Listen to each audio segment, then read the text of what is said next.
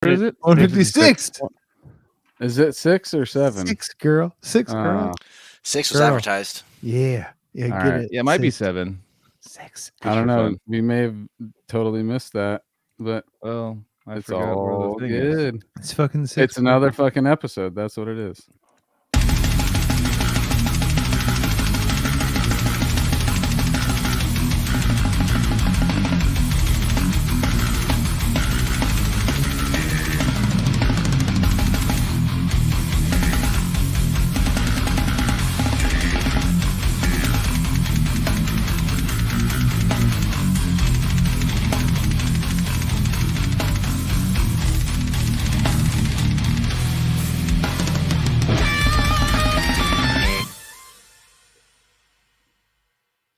What's going on, everybody? Cali Death Podcast back once again, episode 156. I did check while we were doing the intro song to make sure that is correct. 156. I am your host, Anthony Traffany. I am joined by my resident homies, as always, Joel Horner, Casey Howard, and Joseph K. Full bunch tonight. Yes. I am back in the warehouses of South San Francisco tonight. Oh, shit. Yep, back to the old school. You know, I think my tires need to be aligned again. Yeah, actually, I need new tires, so I'm Yeah, gonna hit you mine are about that. not. Maybe it's a. You gotta it's an drive extra Do you the- deal. brake pads by any chance also? Do it all, dude. We do it all. Best thing is with He has Anthony, a- he doesn't like his company advertised because he's like, dude, it might bring more business, dude. I know. I know. I like posted a picture like in front of us, and he was like, "No, don't." I know. Well, I don't know. I got kind of weird because Well, I didn't know No, if it's fine. weird people would show up. But, But I don't Anthony, know. like, how do you like? So my car is veering to the left a little bit. So like, There's multiple reasons why that would happen, Casey. tell me. Are cars you know- actually supposed to veer to the right to go off Really? to the? No, My I mean that my dad told me that in like the 90s. roads actually will make your car go to the right naturally. It's not flat. Okay, okay. There is a curve To the Yeah, to left? so- any road that so you it really goes to drive the on. emergency area, so it goes out. If you're like not controlling the wheel, it will take you to the right. Like in But- America, then. But depending on the vehicle, I can align it to fight that while you're driving and make it still go straight. Yeah, if you have a British car, it'll just make you go into oncoming traffic, and then you'll I have driven right-handed drive vehicles, dude. It feels weird, dude. Scary. yeah. Yeah. By the way, we're joined by Ian Andrews of Burning Palace, dude. Andrew, How's it going? How's it Did going, did I multiply his last name? I mean, make it, There could be Multiply. more than one of me. So Plural. did I multiply it? that's fair. Uh-oh. It is a singular. converted it to mathematics instead of Greek. What time is he joining on? Dude, Ian, thanks for coming out, dude. Hell yeah. First- Thank you for having me, man. Right on. No doubt, dude. We ran into each other at Cannibal.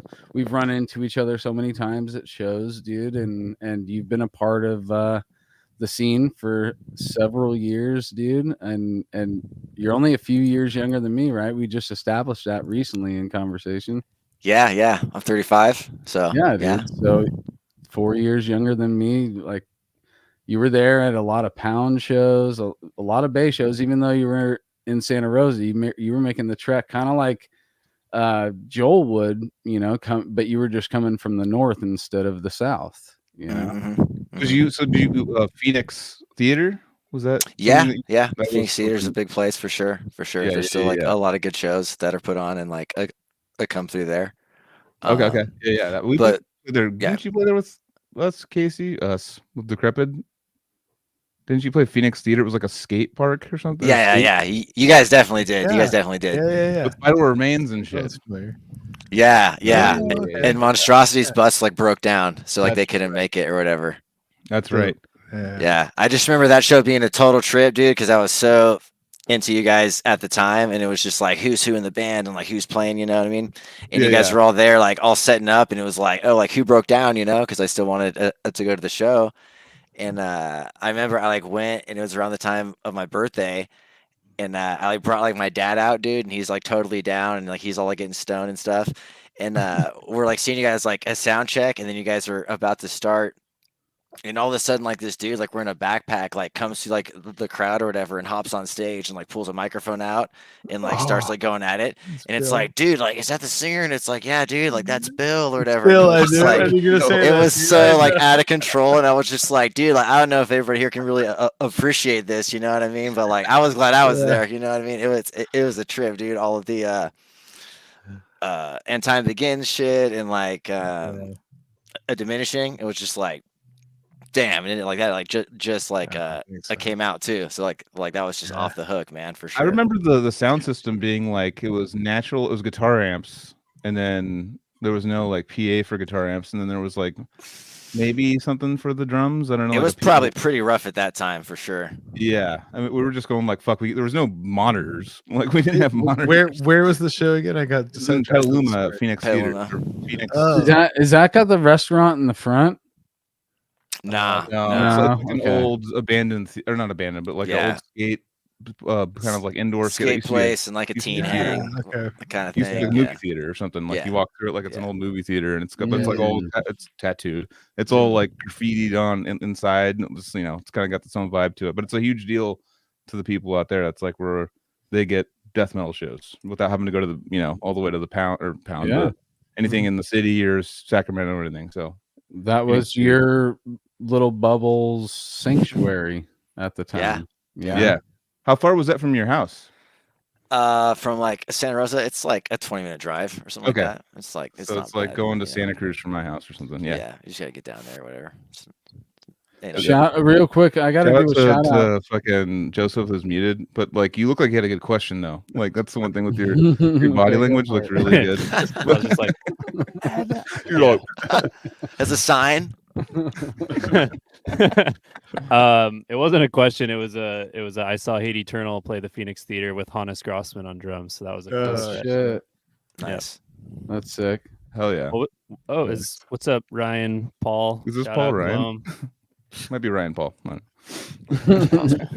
want to go do your shout out. Shout out to Colby, the Gloam vocalist and guitarist who works the drum section at Starving Musician Santa Cruz, who sold me a tom drum today.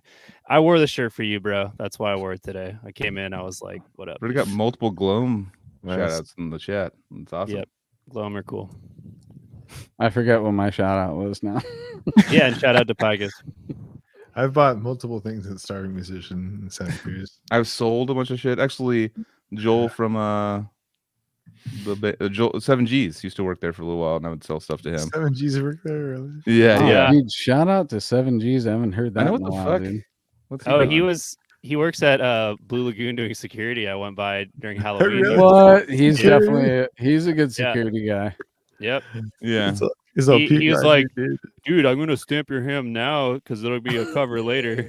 And I was like, thanks. And I did go in and use their bathroom at like 10 p.m. after cover Damn. charge. So. I mean, He's kind he's of a Terminator, isn't he? he's got, He's 6'6", maybe. He's a yeah, big dude. he's got an intimidating height for sure. And I've he's- seen him. I remember one time I went and hung out with him or at a show or something at the Blue Lagoon, and then like all of a sudden this like lowrider came up, and then he was all, "What's up?" Got all like, and just like jumped into a lowrider and like with a bunch of like gangsters and took off. And I was like, "Who is this guy?" I was like, he's a I know. character, dude. yeah. I was like, this guy is like, he's all super chill and mellow, and like these gangsters showed up and he just did all these handshakes, and then they jumped into a lowrider like with like fucking bumping I'm up and down, down, just dude. bounced off. I was like, That's wild. I would know. do that. That sounds awesome. I've done it before on a hammered night, but anyways. When we went home from the Ominous tour to Santa Cruz, his brother, who's older, picked us Yeah. up, and we had like an incredibly emotional conversation for like an hour from like San Jose to Santa Cruz. Then I just like gave like them both like ultra hugs when I got off. I was like, Yeah. that was so meaningful. They're cool. That's cool rad, crew. dude. Yeah. Shout out to Shout out. 7Gs. Oh yeah. Yeah. All right. Well, Oh yeah. So How's it going? and also shout out to Bulletproof Coffee. Oh, shit. Bulletproof. Yeah, do bulletproofcoffee.com. I'm just kidding. Battle Oh, Force wait, Coffee. wait, hold on. Yeah, oh, shit. Yeah. Yeah, I gotta check my grinder, dude. Yeah, Battle Forge Coffee.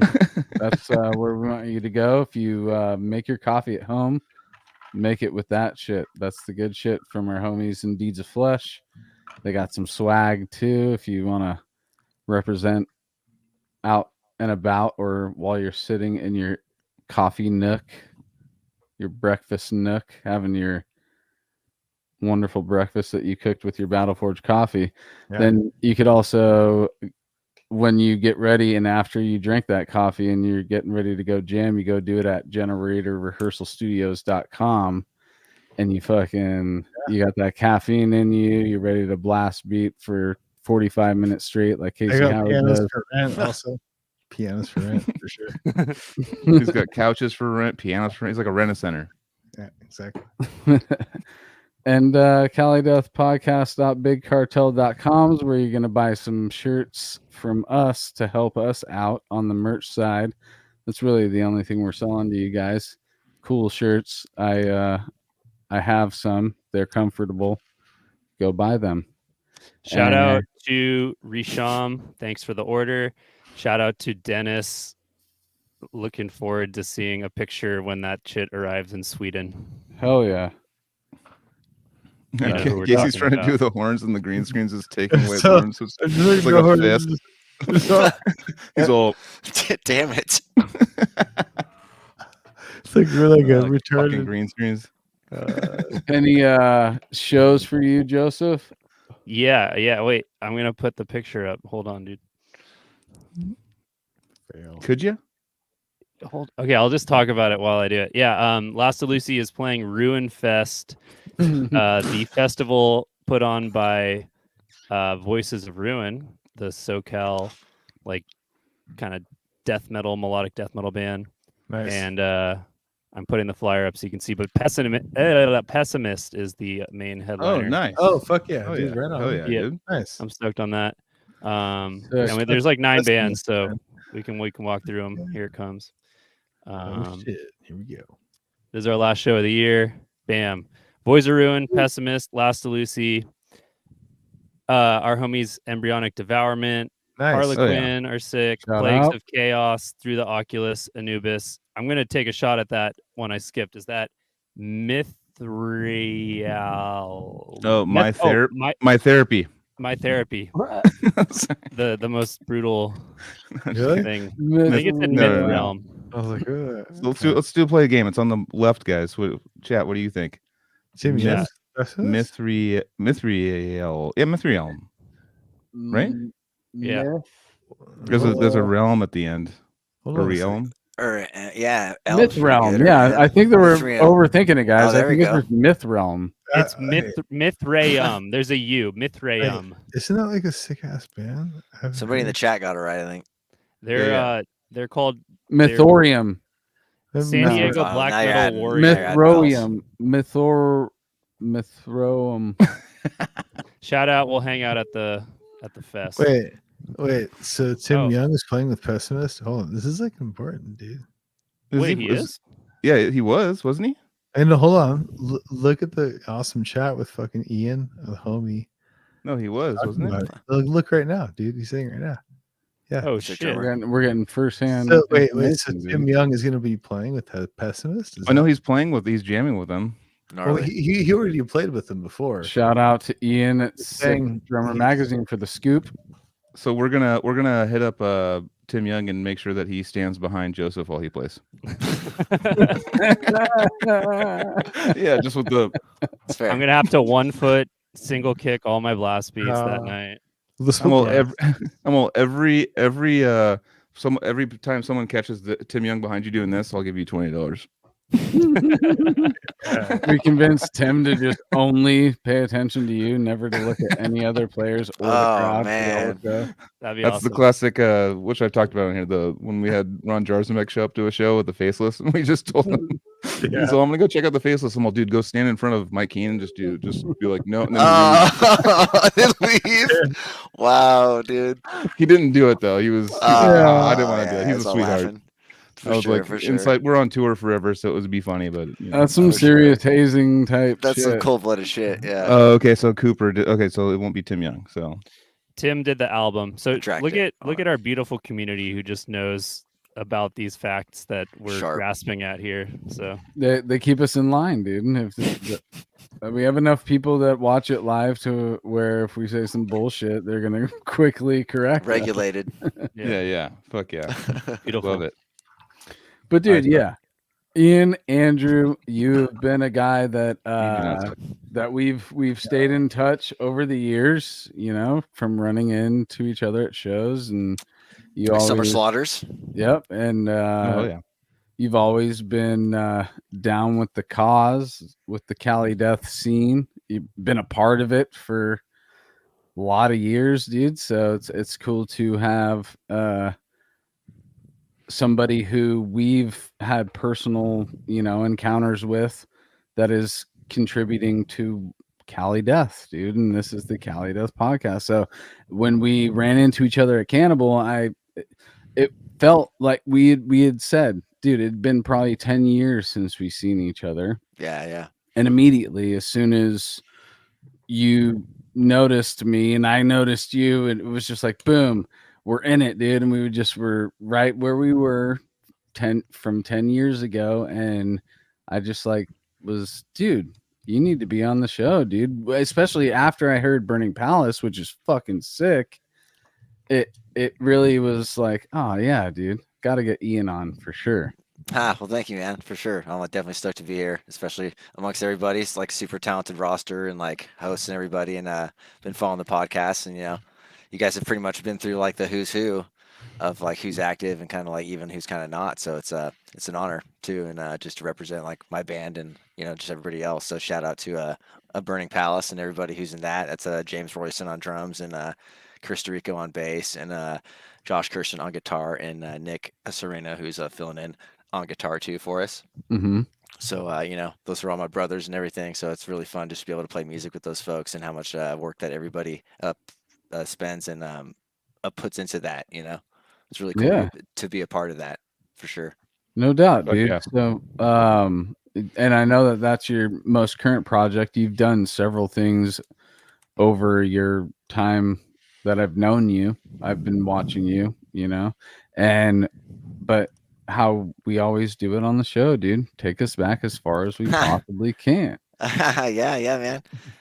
I'll give it up to my cousin for helping out with some notes and everything. But we kind of first started out because he kind of got drums for a Christmas one year and was like, you should get a guitar or whatever. So I did, and then you kind of just go through all the same stages of playing an instrument, and even like with practice and not being like kind of like a natural kind of prodigy. You just like suck for X amount of time, and then it's kind of like those plateaus, and you just are trying to like play different things that you hear, and and then you mentioned your cousin, so you had a close relationship with the cousin.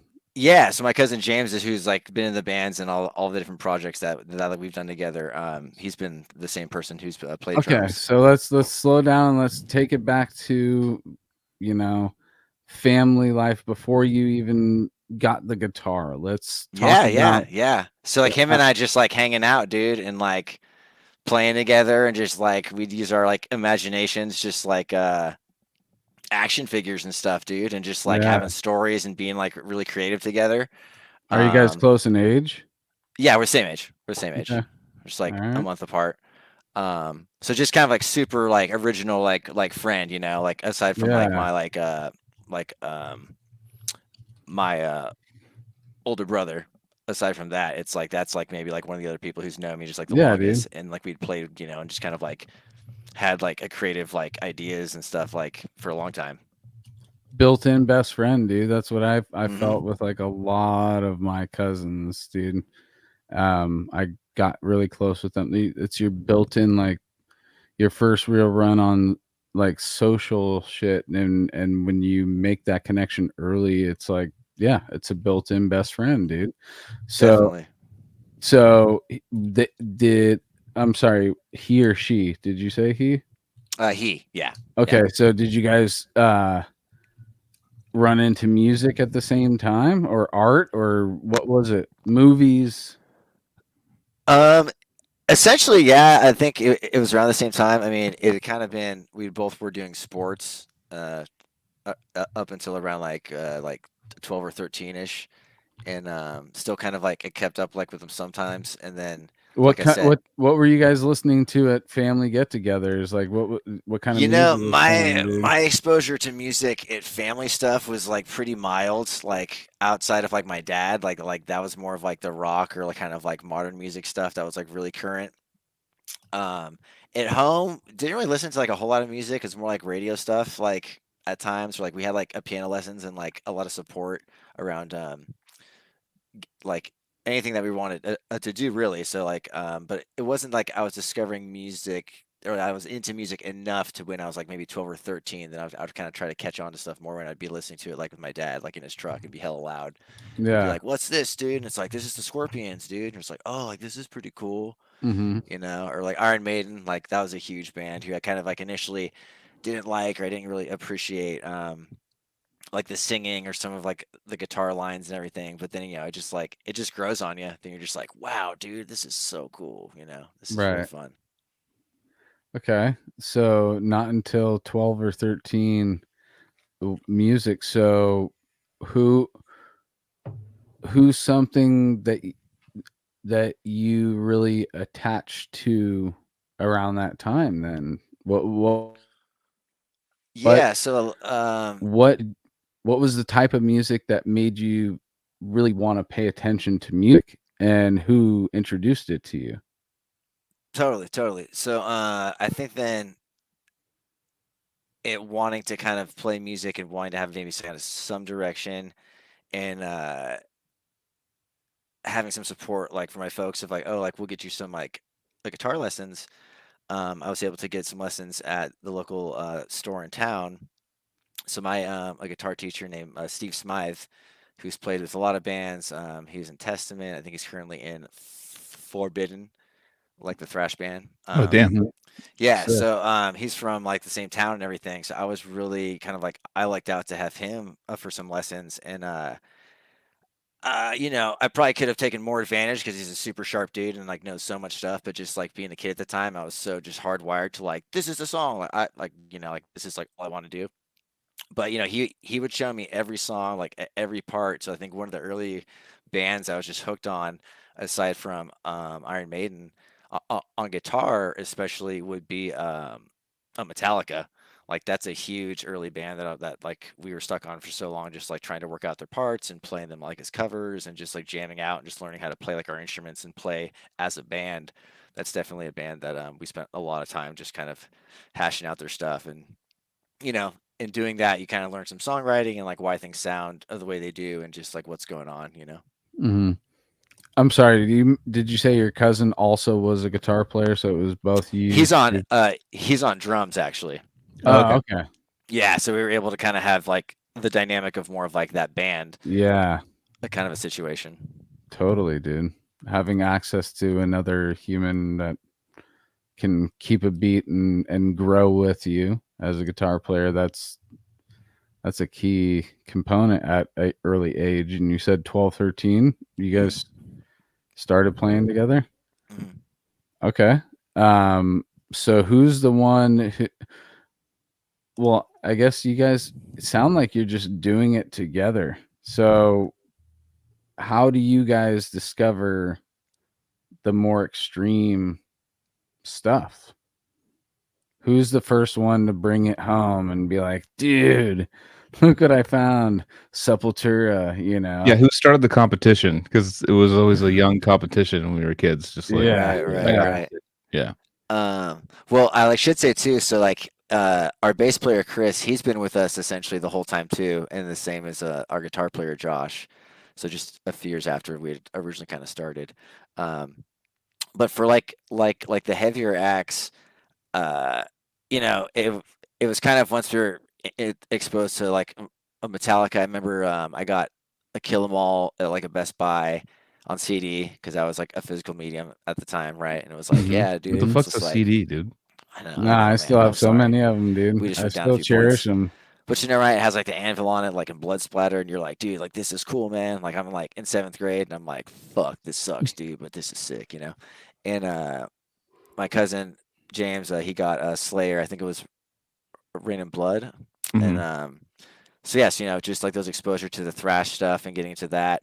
It's kind of like coming out of high school. Then we kind of started to clue into some of the releases off of like Roadrunner, one of which being like a Sepultura. So like that's a huge band for us too, just in terms of like the musicianship and the output and the kind of like the shifting of styles even, and just how good that they were on like those few records that like Schizophrenia and Arise and Beneath the Remains and everything. Yeah, they made their mark at that time, which So, was a big feat.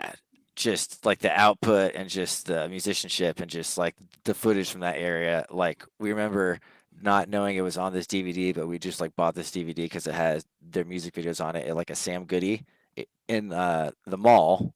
So this is a place where there'd be lots of stores and people would go to buy goods. Yeah. And it was a trip, man, because like we got home and it had like the live concert from them playing like in Spain, and we were just like Christmas morning, dude. It was off the hook to see like that lineup like from Arise like playing through a concert, and it was Mass just like hypnosis. Dude, all of them though, like they have like the intro, the dun dun dun dun dun dun dun. Oh just yeah. Damn, dude, Oh, dude, like these no, guys are just riffing up. Yeah, that album. I mean, like what Ian said, it's like best album ever. I mean, Arise when that came. I mean, not came out, but when I discovered it, because at first I kind of reverse engineered them. I did start with Chaos ID, and then when because that was probably like 2 or 3 years after when I started playing guitar. And went back to Arise. Was like, what the fuck? And then got that live in Barcelona. Yeah, it's like live in Spain. I think that's what you're talking about.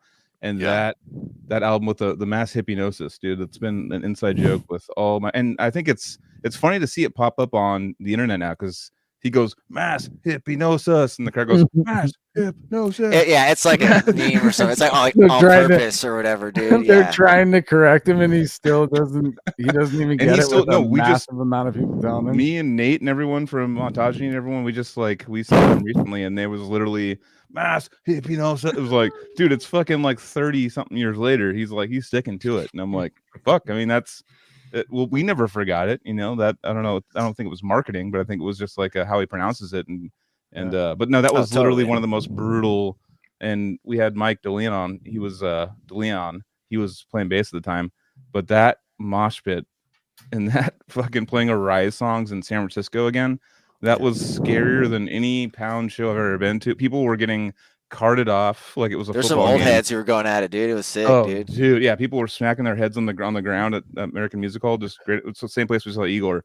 Just like boom, just people being knocked out and being carried out. I'm like, holy fuck! And me and Pat from Eviscerator stand there, just like we're like big dudes. We're like, all right, we can hold it together. But it would just start hold the line. Yeah, it would just morph into this fucking like the most violent pit, like an old Slayer pit when all the bros were like, I'm gonna fucking give it my best, all the football players and shit. And just when I saw Slayer, I didn't go because I was just like 18 and I was like, I'm small, and it was just like, and it's not like I'm a huge person now, but I was even more so like I have no desire to try to be like I made it through a Slayer pit. I was like, no, dude, I want to like watch the show and not get fucked up. Yeah. I've done a couple. I was like, let me just go because I've been in like death metal pits and stuff. I remember seeing Slayer maybe, I don't know, 2005 or 6 or something, and I was like, that's when I caught him, dude. Yeah, and I was like, San I'm gonna go check him out. San Jose, yep, exactly. And I was like, I'll go check it out, and just like went through one time and just got like thrown on the ground, like torn apart. And I was like, how is this even? This is not even doable. These guys are too big. I can't. That's what my major life regrets. And there was no Slayer, dude. Oh, really? Oh. I haven't seen Iron Maiden, so me neither, dude. I like so many times. I'm like almost like 3 times. I know. I've seen Pantera twice, and that I got a concussion when I was a kid and vomited a bunch. But it's easy to see Iron Maiden though; like they tour a lot. Yeah. A few more though, guys. Right? I mean, their farewell tour. Yeah, I feel like there's a farewell coming in the next 5 to 10 years. Dude, I'm so sad about Ozzy. Dude. Ozzy. I've seen Ozzy about. I saw him with Joseph actually, like 2017, I think. Yeah. Last Ozfest, and Children of Bodom played too. Rest in peace. Right before he died. Nice. Yeah, Lexi. But that was like incredible. Like they were so good, dude. I think it was a Mayhem Fest. I think I've talked about this a little bit, but there was a Mayhem Fest where I went, and that band Borderland with Cyrus was like, "Oh, what's up, dude?" And we had toured with them, and they brought me and Chase on their bus. And we just like blacked out on their bus. I just completely blacked out like backstage at Mayhem Fest. And there's a video of me just like following Alexi Lejo around backstage or like in the back area. And I just finally get to him like, "What up, dude? How's it going?" I'm just like, I have no memory of it. Just like the most embarrassing. But I do remember like seeing his face the next day and being like him being a sweetheart and being a nice guy to me. But I was like, there's a video. I think maybe that phone's videos are gone. But I was like just going like, "Oh, it's Alexi." I'm like following him around like a psycho, like thinking it's funny. I'm like, dude, you're fucking hilarious right now, dude. Follow him, dude. And I followed him to their bus, and it was just a whole Children of Bodom. I'm like, "What's up, dude?" And I was like, "Shit, this is probably And then my buddy was like, "Oh, I saw you later at that show. You were rolling down the fucking shoreline like grass area. It was like with your like completely stressed out, rolling down and just laughing your ass off." And it was like, oh my god, it was. And I had to go to work the next day, and it was one of those days where I have regretted for my whole life because it was it was just a blackout at a show, and I was backstage, so I just can talk to everyone, and I'm just like total embarrassment. It was like Rob Zombie and shit, like back there with us and shit, and just heard the stories later that it was like, "Oh, you and Kevin Talley." This is the story I heard. You and Kevin Talley took a golf cart, and like you were like, "Yeah," you were like, I was just championing it. I was like completely gone. And we were like running through those hills and shoreline, just like, you know, those big hills behind the parking lot and shoreline. We were like barreling down them in a fucking golf cart. I was like, woke up in the morning and I had to go to work. I was like, what the fuck happened last night? And it was one of those fucked up nights. But I don't know why I went down the weeds that hard. But delicious. No, but yeah, those eras. I mean, you are from this area, so those pits and those crowds back in the day were very intimidating. I would say too, on the Children of Bodom front, they were at that same show that we caught Slayer at the 06 one, dude. That was like Mastodon, Lamb of God, and Children of Bodom and Slayer, and that was a trip, dude. Watching like the keyboardist and Alexi like mirror like all the lines, and like they're like looking around, like they're spitting on people, or like drinking water, like or like doing tricks or something. It was like absurd. That was my first time ever seeing him too, and I remember going like, "Holy fuck, dude! It's like Dream Theater, but like sicker." Yeah, I mean, kind of like Spawn of Possession-y almost, or like a Necrophagist with like some of the level of like the like intensity and like the like intricacy of like what they were doing. It was just like, damn. Yeah, dude. I know. It's like a band that you've kind of like made an opinion about beforehand. You're like, "Oh, I know Children of Bodom. Like I have an opinion," and then you see them live. You're like, "Oh shit, that was a little wrong there." I mean, even if it's like hyper like a melodic or whatever, you know, I still like it. At the speed or like whatever like they're doing, you know, it's just like, man, just the facility and them just making it sound good. It's just like, I don't know. It's just like there's like people that are right, people that are wrong, and like it, you know, you're just wrong.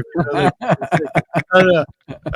Dude, that Ozfest was a crazy one. Joseph and I don't know where Joseph is, but he's to put his pants back on to come back. Oh, right there. Oh, what happened? It's the zoom in, dude. I was gonna say, let's zoom in on the book. On the lamp, dude. What kind of books he's got there? The moth eating the book. That Joseph and I went to that, you know, fucking Ozfest 2017 or whatever it was, and we saw Creator, and they were sick, and we saw all these bands that were sick, blah blah blah, and and we were just talking about. I don't know. I don't even know. Children. It's an underrated band. Sorry. Children of Bodom. Yes. And so we saw the Ghost and all these bands like opened up for like on the main stage, but Children of Bodom played on the main stage. Like there was like all these other stages, and you know, blah blah blah, whatever.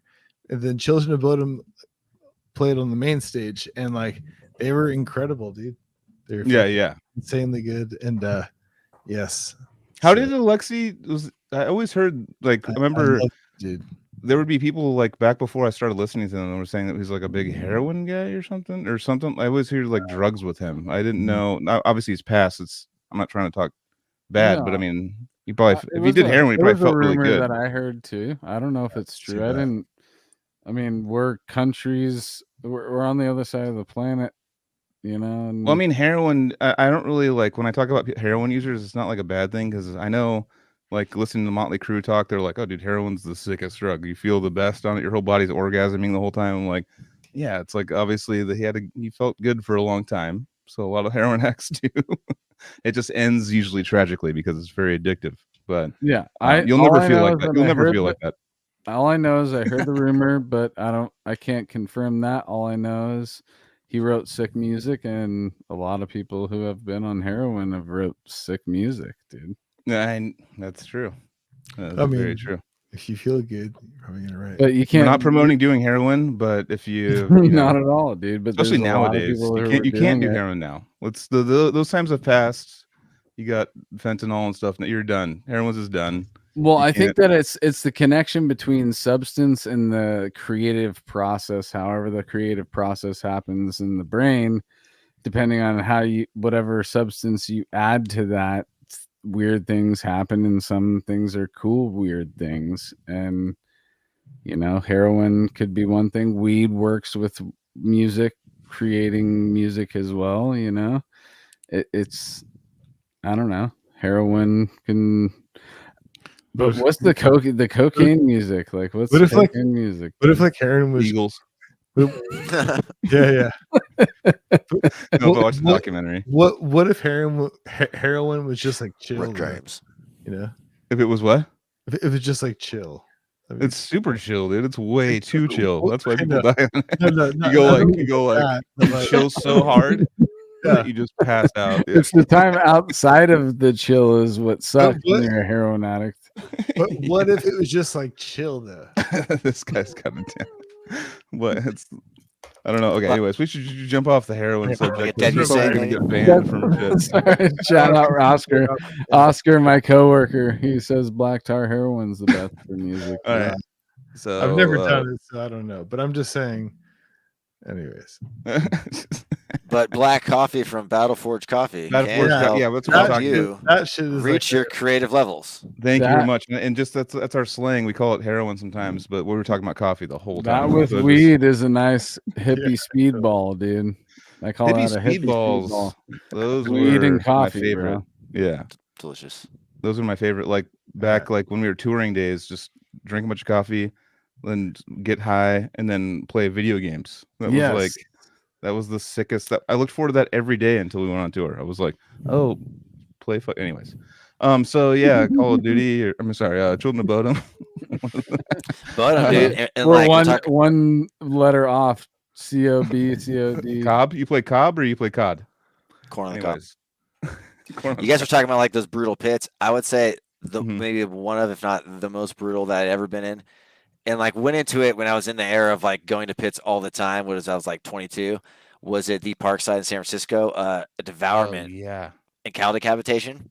Oh shit. And Devourment played right before them, but it was just like the pit and like the room, like the humidity and stuff. Like you're almost like passing out. And I had like a fist size just bruise in the center like of my back, dude. Like it was just violence, dude. And like it makes sense. What do you expect going off in there? But like we like recovered after like their set in like the outside area and then just like drove home all fucked up or whatever, you know what I mean? It was fuck, dude. It was rough. They've like absolutely destroyed that show, dude. It was great, The Parkside's funny because that Dillinger Escape Plan I think did their last show when they were touring there, and I was like tiny, not going to that. Like I would like to. Way, dude. That's like Killbox, dude. Yeah, that's so small. That's like, crazy. Yeah, you like could be in a place where people aren't like. Yeah, it's tiny. It holds like maybe like where the main stage is, probably 90 people. Oh, they're like a sardine in there, dude. Get trampled to death. Goodbye. And they're just they're being ran on and stuff, and people fuck that. Nagura Bunjet or whatever. Oh, we saw that. Yeah. We saw Arno I saw Animosity there. Oh, Animosity. Animosity and Margin, I think is what it was. Jesus. We saw Cartilage and Ontogeny there. There you go. Yeah. Animosity and Origin would be gnarly there. Yeah, it was like right before our Vader tour, Joel. Like we saw him. No, I saw. Okay. Right before our tour, but I'm getting so old. I know it's crazy how time's flying now, and like hearing like it's the 20th anniversary of this album. You're like, what the fuck is going on? It's bad. I know. It's like Necrophagus. That's like 20th year for Epitaph. Yeah. I'm like, nah. There's like records that came out like 2012, and I'm like, yeah, like that's the new one. It's just like, dude. It's crazy how fast. It's closer to like 15, dude. Like, what are you doing? So, There's gonna be a secret announcement coming soon, guys. No. Oh shit, that was a random placement. Right. You know what? Thinking about favorite shows, going back a little bit, I would say at one of the locations of the Oakland Metro was seeing Decrepit 2 at that with Faceless on like Planetary Duality in like 08-ish area. Oh yeah, that was a big time show for like me and the boys of like rolling out with like hella friends. Like took like 2 cars down and got so stoned like in the parking lot, dude, like in the car. Nice. And then just like getting to see you guys play. I think it was like Neuraxis like might have been on one of them, maybe, or maybe like a Quo Vadis maybe on like one of them. Neuraxis we love to death, but it was Quo Vadis. Yeah, but it was nuts, man. Yeah, it's like that was like a core memory too, of just like seeing like you guys like shred out there too, for sure. It was a fun time. Like, how many metros have there been? Is it like 5 now that they're on? I don't know. From what I remember, it's like 4. It's got to be 4. It's because that was every time I go to the metro, I'm like, where am I going? Because I saw that show. I played there when it was at one spot. I saw Malevolent Creation there when like Brett Hoffman like was still alive and stuff. At like they're like at like a different spot, and that was hella sick too. But yeah, they've been moving around a lot. So definitely. Let's get back on. Yeah, I was gonna say get back on you, dude. So we were talking about extreme music, and I don't think we got anywhere near death metal, did we? The Sepultura stuff was when we left off like with like Roadrunner and everything. So that's really what's like watering the seed right there, like making that shit grow. So how much of that stuff were you guys listening to before you come across a blast beat or a growl? Right, yeah. So I think definitely hearing the blasts on like early like Napalm Death or like Morbid Angel. A lot of the early Death that we heard too was like a greatest hits one, so it had like the old school stuff, which is all like the D beat, and like it doesn't get super crazy too, so it was like the mix. But I remember blast beats of like earlier bands being like like that's a little much, and like for some of the growls at like certain parts too, or like certain bands when you're first hearing it was like, you know, a little too chaotic, or just like I don't know, man, you know, like you can't. Were you guys buying shit blind at record stores or reading magazines? Yeah, we would just kind of go off of like album art and then like old school like pictures and stuff of just like what like band shirts that like people would wear, or like the credits and like their friends of like the bands who like they would thank, or like the guest artists, you know. Right. And just kind of like reverse engineering who they were friends with, or like who was like, you know, like an affiliated act or whatever. So we found a lot of music that way, and then, you know, like kind of a little bit, you know, like over time YouTube started to have more stuff added to it, you know, because back then it didn't have anything on it. And so there'd be like all like the bootleg footage and all like the concerts and all like that kind of stuff that would appear from like the home footage and like VCR takes and stuff.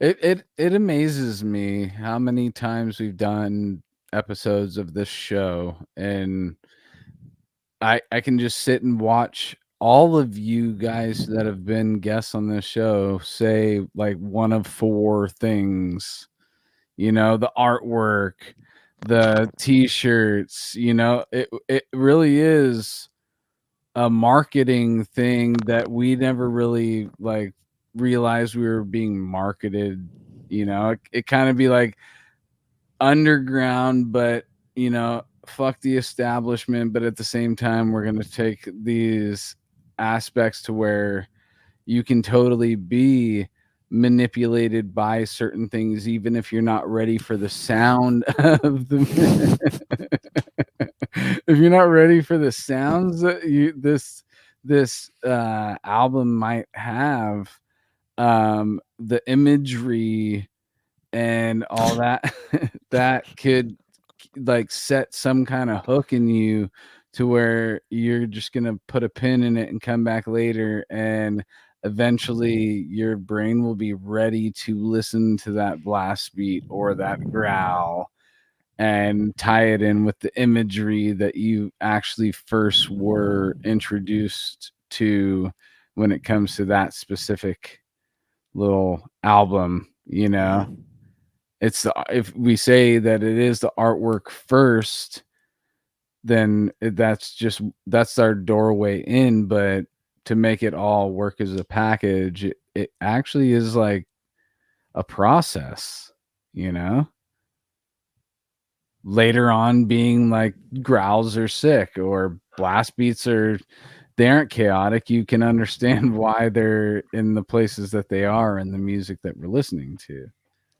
Yeah, it was really kind of hearing those first kind of early bands of like Florida and like the death metal stuff. So we heard like a Sepultura, and then like one of the other big acts that was really heavy too for us was a Pestilence.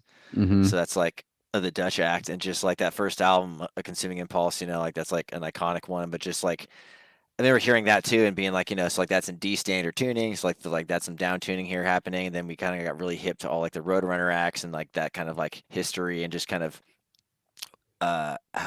how my cousin coined it is like the like kind of like the arms race of kind of just discovering all the Florida bands and all the affiliated acts from kind of like that era, like when it was really kind of first starting to come out.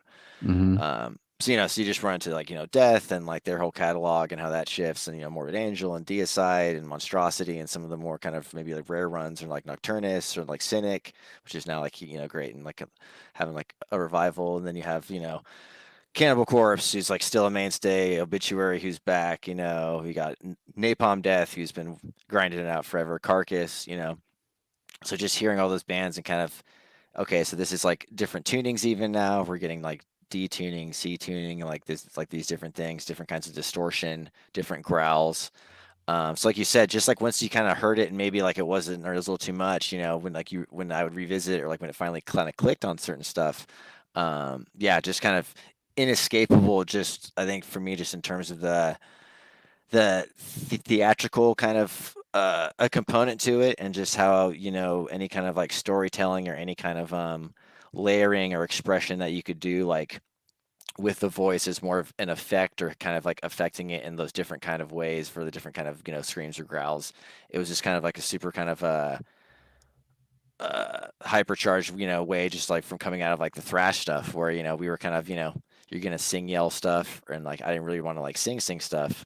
So it was just really cool kind of hearing all these different bands have all this different output, and then just the musicianship is just so out of control, just really for pretty much all the bands who I just mentioned. Just they all bring something really unique to the table, and just like I said, like their tones and like what they're playing and how they're doing it, and just like the amount of iconic records that all those guys had like put out. And so we definitely spent our time like studying all that stuff, and getting out of like that, we kind of get into like the 90s and like the like late like in like early like 2000s, and hearing of like the brutal death metal stuff, and kind of like those records coming out. So that was kind of like I hear like a Suffocations like and like that like on their records, and then it's like you hear other bands like a Disgorge, or like and the more of kind of like super extreme stuff, and like yeah, so it just get heavier and heavier, and like Undefeated Sanity, and like Pymea, and like Inherent Disease, and like all these kind of things, where it's just you're getting to like such an extreme, and like the intensity level of like speed and like stamina,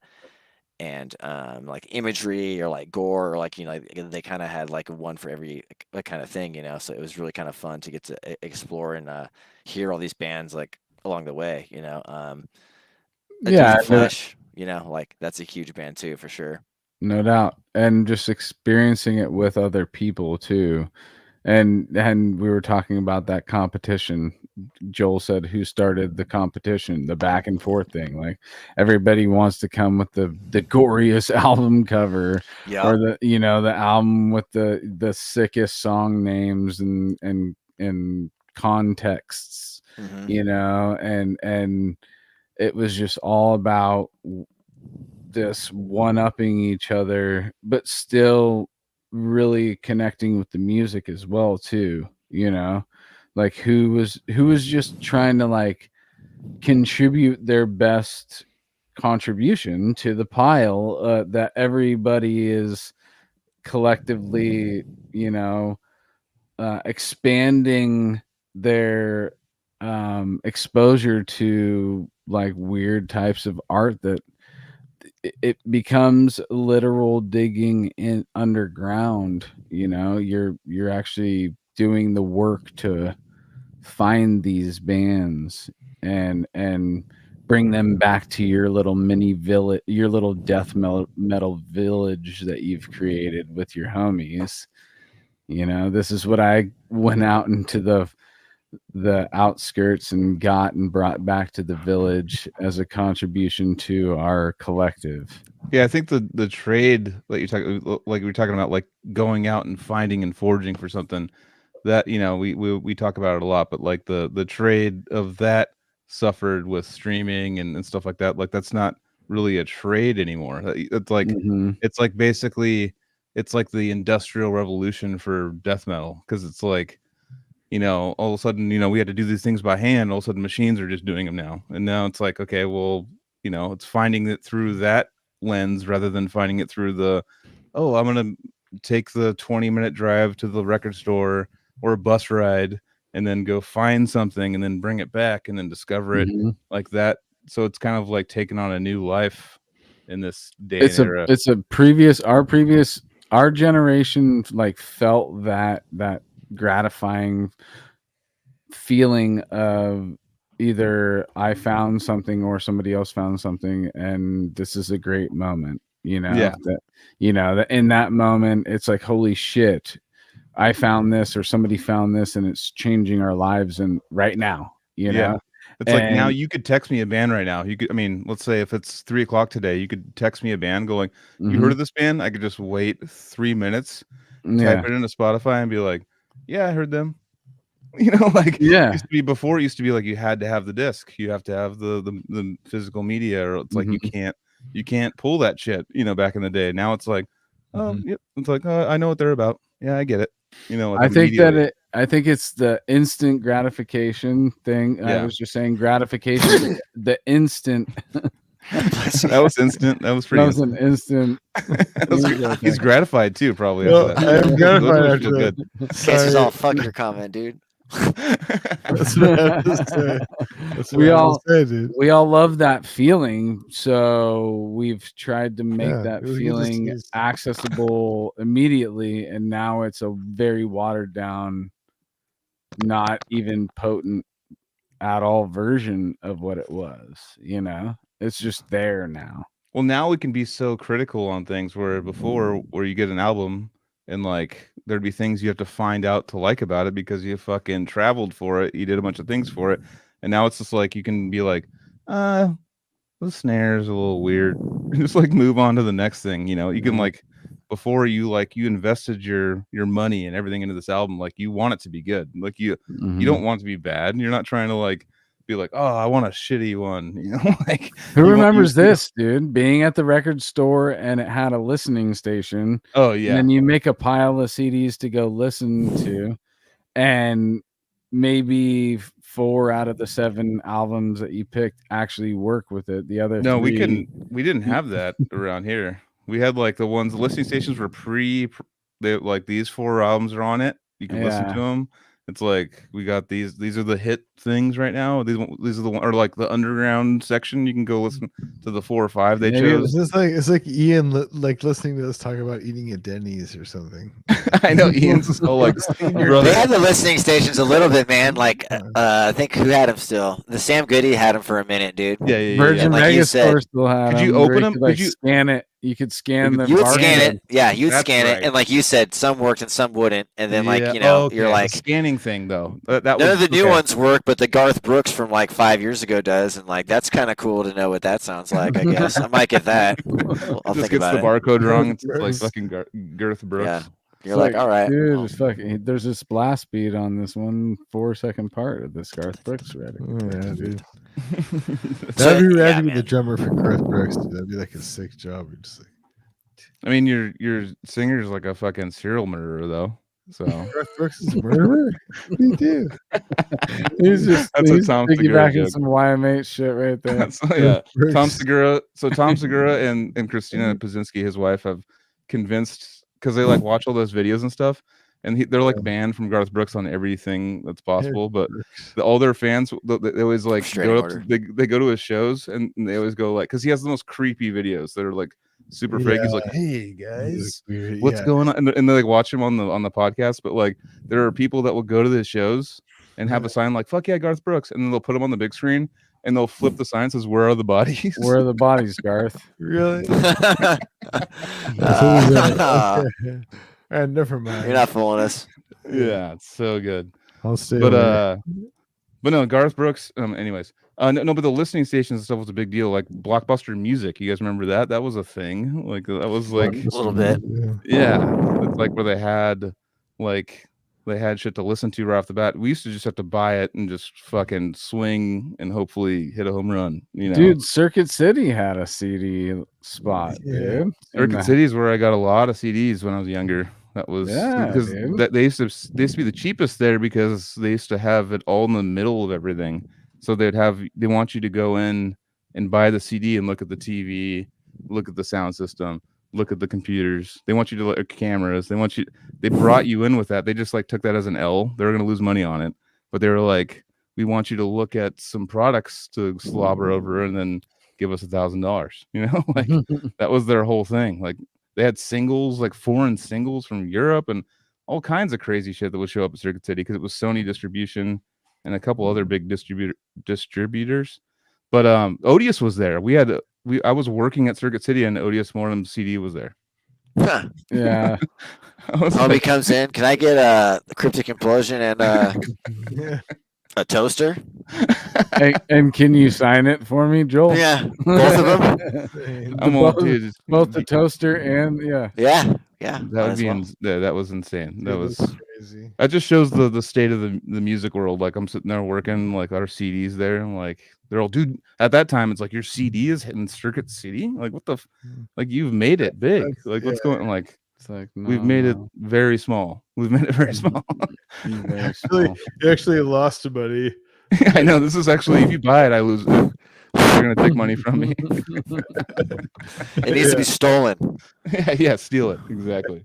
And they're gonna be like, oh, the guy from Odious Mortem works here, and his CD that was here is gone. Let's not put two and two together, but no, that's so listening to all these bands and stuff. So when did you start like jamming with other human beings and start like writing? You might have already asked this, I peed twice, but when did you start like making music or for yourself or with other sounds friends? like the cousin, but I don't think we actually figured out. Yeah, it could be anybody. No, yeah, right. It's like, yeah, who is this dude? It's all in my head. No, yeah. So it was with my cousin James. So he was playing drums. So I was like, since we were, kind of had originally kind of got the instruments and had started to get like some lessons. And then were you going to his place or were the drums with you? They were with him because like he had them there. So like we're kind of like gracious enough that like his mom like would let us just make noise and stuff there. So then you're starting off with like the beginner stuff and like the tiny practice amps and all, how it works and everything, and then his friend at the time, the same bass player who we currently play with, Chris, he was the same age, so like they went to school together. So that was how we had, met up with him. I'm getting some feedback from Joel. Okay, is it better? Code 4. Yeah, it's better. It's better. I'll turn your volume. Yeah, go for it. Thank you. Yeah, so then that was like, like Dre's drums, bass, and guitar. And then we had a few different friends growing up who like we'd play with on guitar too. So ever since we were like early teenage years. And this is in Santa Rosa since the beginning. Mm-hmm. Yeah, and we kind of, like I said, like we cut our teeth, kind of like learning how to sing and play. Like at least for me, doing like the Metallica stuff and some of the thrash stuff, and like a Sepultura and like the Misfits, and kind of doing like a lot of like the kind of like the punk stuff was like really, really big for us too. That was kind of like us getting our feet wet, was playing with a lot of like the old school hardcore and punk bands here, just like in the area. Mm-hmm. Mm-hmm. Sorry. I would say like, so that'd be like a shout out to like Snag. So it's like a local like a OG band who like they really like took us under their wing and like didn't have to because we were like young kids and like total dorks and like total squares, and like they ran like a screen printing shop.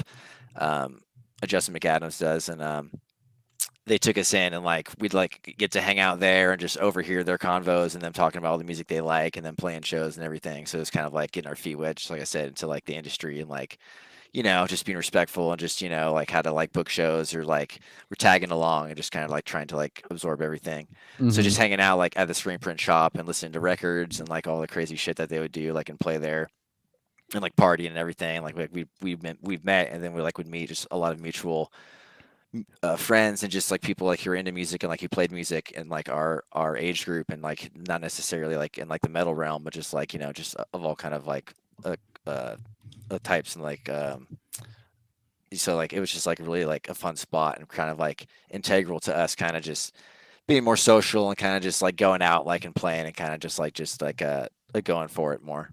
Right. Oh, how big is that? That's a huge deal when you're younger and playing with bands and stuff and tagging along. That's like that's fucking gigantic for like yeah, you gotta like feel comfortable or get some confidence boost or some kind of like nod or whatever because it's so hard anyway, you know what I mean? Just obviously it's just like we gotta play or just like whatever you're doing, like your covers, you're doing like original stuff, so just to have any kind of like moral support or actual just like a support of them being at the show or like playing the same show, it was always just like so cool. And then obviously I mean like to us and just like to a lot of people, like great bands and like great players all themselves, so it was always really cool. And not just to be a tag along or to make friends with somebody like that too, but or just working even just one night with a band that is older and been through some more shit than you have, and seeing how they handle their night, and you just naturally learn there's certain things that you just don't waste time with on when you're getting ready for a show, and there's certain things that you do and but just knowing that there's something you see an example of something you're striving to be 100%. you know, and so running into the more well-oiled machines out there when you're a machine trying to make your place, it's just those naturally help, even if those are just a one night interaction, because I have my tag-alongs and tag-alongs too, but I'm just saying I still, there's a band that I've only played 2 shows with in my life and I've never really talked to them outside of that, but I just remember from where I was at in making and performing music and doing those shows with that band, they were one of the reasons why I kicked it into another gear after we played those shows. It's like Decrepit, like like hearing their music and being like, what the fuck is this? And then next thing you know, we're having beers with them and hanging out with them, and I just want to see, it's like when you're younger, seeing like, okay, what do they do? Like what's their life like? Like, because I automatically, like, their music is blowing me away. It came out of nowhere. And they're from our town, and I'm like, I just want to see. I'm from this town too. Like, what do they do different, or what do they do? That's basically, something that basically you've looked up to. That is something you're striving for. Totally. So I mean, so what bands for you were like that? Yeah, so growing up, or whatever, that were like across our age groups and stuff, it would be like you guys, it'd be like Odious and like a Decrepit and kind of like bands who like were active at the time, who were coming up and kind of like more kind of had some modern kind of like tech death stuff, but we're just busting out like really heavy stuff too. That was just like around the perfect time we were kind of getting into like the brutal death and the tech death and all those kind of bands, so we were really kind of primed for it. And then to see it like done live or whatever, it was kind of just like, are you fucking kidding? You know what I mean? Like watching people, it's just like they're like just like us, but like I guess a little bit older and they've been playing like way longer.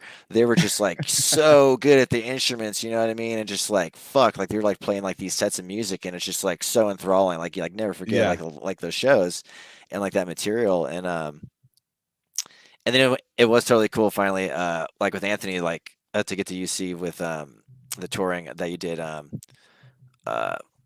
I think it was 2012 with Sarah Savior finally. Yeah. Oh yeah. So that was another band, because the like like that record came out in like fall of like 2008. We were so like we didn't get to see that one live for a while, but yeah, just all of that musicianship in those bands who were kind of like around our age, who were like we really liked, who were like weren't like modern like mainstream ones. I guess Origin a little bit bigger, Faceless, A Dying Fetus, but getting to see like you guys live and just kind of be like more like up and coming, and just kind of just the musicianship and the intensity and just kind of like the rawness to it was just like you said, like inspirational and like looking up to something of just like, well, like that's where we want to be if we're trying to be like really kind of like trying to like get after it. You know what I mean? It's like that's kind of just like how it's done and like what people like can do. You know what I mean? It's like you could play that too, or like you could write stuff like that too. You know? Yeah, for me at the time, that era, I was a total tag along.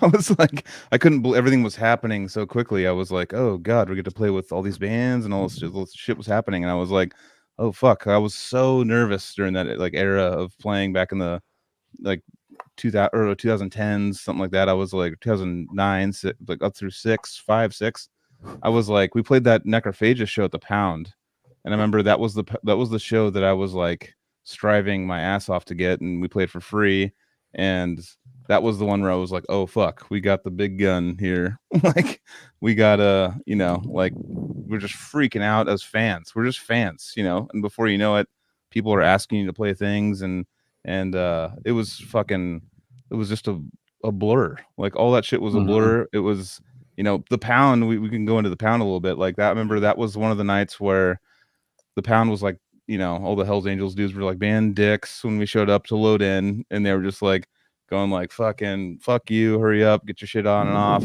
and like being super rude.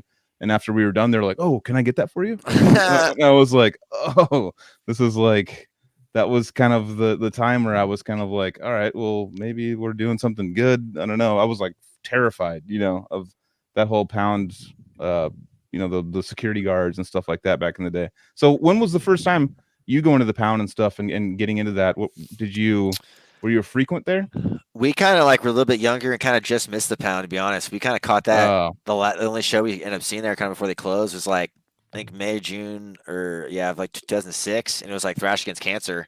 Oh, okay. And it was like one of those like those all day fests. It was like just like 12 bands, or like 15 bands, and it was great. I mean, like we saw like a whole bunch of like awesome acts and everything, and kind of just like we're like young kids and like super hyped and like spent all day there and had like no logistics or no planning and like no brains and like got cooked in the sun and like didn't eat and like we're throwing up at the end of the day and like just got like wrecked because we were just like so excited, but just had, like, we're not thinking about anything else. So that'll catch up to you. Yeah. You know what I mean? But like for other bands that are huge would be like Gore Guts and like Cynic too. So like those for me personally, and just like musicianship and songwriting and just like all those kind of the facets and like the textures and just like the layers of like that music and like those bands. That's always been like a never ending. There's always something to hear, like listen for, like or catch, or like endless source of inspiration for like that kind of style. That's funny. I mean, when you bring up those bands, I brought it up a couple times on the podcast, but I was super into Slayer and Sepultura. I was in that mode, Right. And then once I transformed into or moved over into death metal and it was like all about Cannibal, Deicide, Morbid Angel, all those things. My brother's like, you're fucked. No, you're fucked for the rest of your life. He just told me straight up. He's like, that's going to be all you care about forever now. That's going to be, and I'm like, I'm 20 something years or 20 years later. I'm like, fuck, dude. You nailed it. It's just such a rabbit hole of all the cool different styles and people morphing different styles into metal and the musicianship, which that's what's really hard about turning people on to death metal in general, is that if they're not playing an instrument of any type, to get them to like respect it and like it, they'll always be like, oh yeah, it's it's talented, I just the vocals bother me or something stupid. But usually, like, if you pick up a guitar and play a little bit and kind of push yourself, then that's where death metal kind of just goes like, all right, this is what I need to focus on, because they're pushing boundaries and stuff like that. It's just like an endless, constant like fountain of things. What was that, I was at Walmart today. Everybody, okay, just slow down. Here we go. I was called in sick today. Needed a break. Went shopping. All right. So I went to Walmart and basically, it was great. I got a bunch of shit, all this, and I'm walking out and I had my Ophidian Eye t-shirt on, and the guy's checking my receipt and he goes like, oh, what is this band? Like, just like, oh, it's a band from Iceland, they're called Ophidian Eye and this and that. Mm-hmm. He was like, oh man, is like that one of those bands that like has the screaming vocals? And I'm just like, yeah, man, like, yeah, no, totally. And he's It's like, oh, I just can't. I don't know, man. I love Yeah, all no. that crazy I music. don't even give just I don't can't give them that stand- anymore. I just go, Yeah, no, it's yeah, singing. It's super singing. Yeah, exactly. Yeah. But long story short, yeah, like mainstream America is just upset about the screamy vocals, and it's great music. It's like love the music, but you know, Yeah, you have to like go down the path to get through. Because I remember I hated it too when I was a kid. I was like, my brother was listening to it in the early '90s, and I was like, my dad was a musician. He was like, "What the? Oh, fuck this shit! Shit sucks." Like he's all whispering rough. in my ear, just going. He's like all about praise a bass player, all about Primus and Zappa and stuff. And he's all the fucking vocals are fucking ridiculous, dude. Weather So Report. dumb. And yeah. He was all about that shit. And but the thing is, for him, like he wasn't going down the path of like metal was never a thing for him. So it was kind of like, you know, I can understand like for him to not like it, I totally get it. I don't want to have to explain it to him either. I don't like that's one thing that sucks about the whole metal community is that we want to support each other and wear our bands all the time, you know, everywhere. But sometimes you have to explain it to a lady at the grocery store, or you have to explain it to someone. You're just like, it's just a, you know, fast rock. I don't really want to get into it too much. rock. Like I'm not gonna you're not gonna listen to it. Like I don't really want to like be like, ooh, it's this thing you don't know about. Like I mean, it is fast rock. yeah, it's pretty fast rock. But there's even been times where I've been like, you know, back when I was in Decrepit, like had the Decrepit sweatshirt on because I was broke, and there'd be a person going like, "Fuck yeah, Decrepit Birth, that's a cool band." I'm like, "Hey, the bass player's an idiot though, dude. Look up, that guy's like the dumbest." I was just like, I never like the confrontation in public and talking about wearing a band that you're in thing, you know. My favorite like interaction ever in public was like I was like in San Francisco, like, and it was like, I don't know, like in the early 2010s or something like that.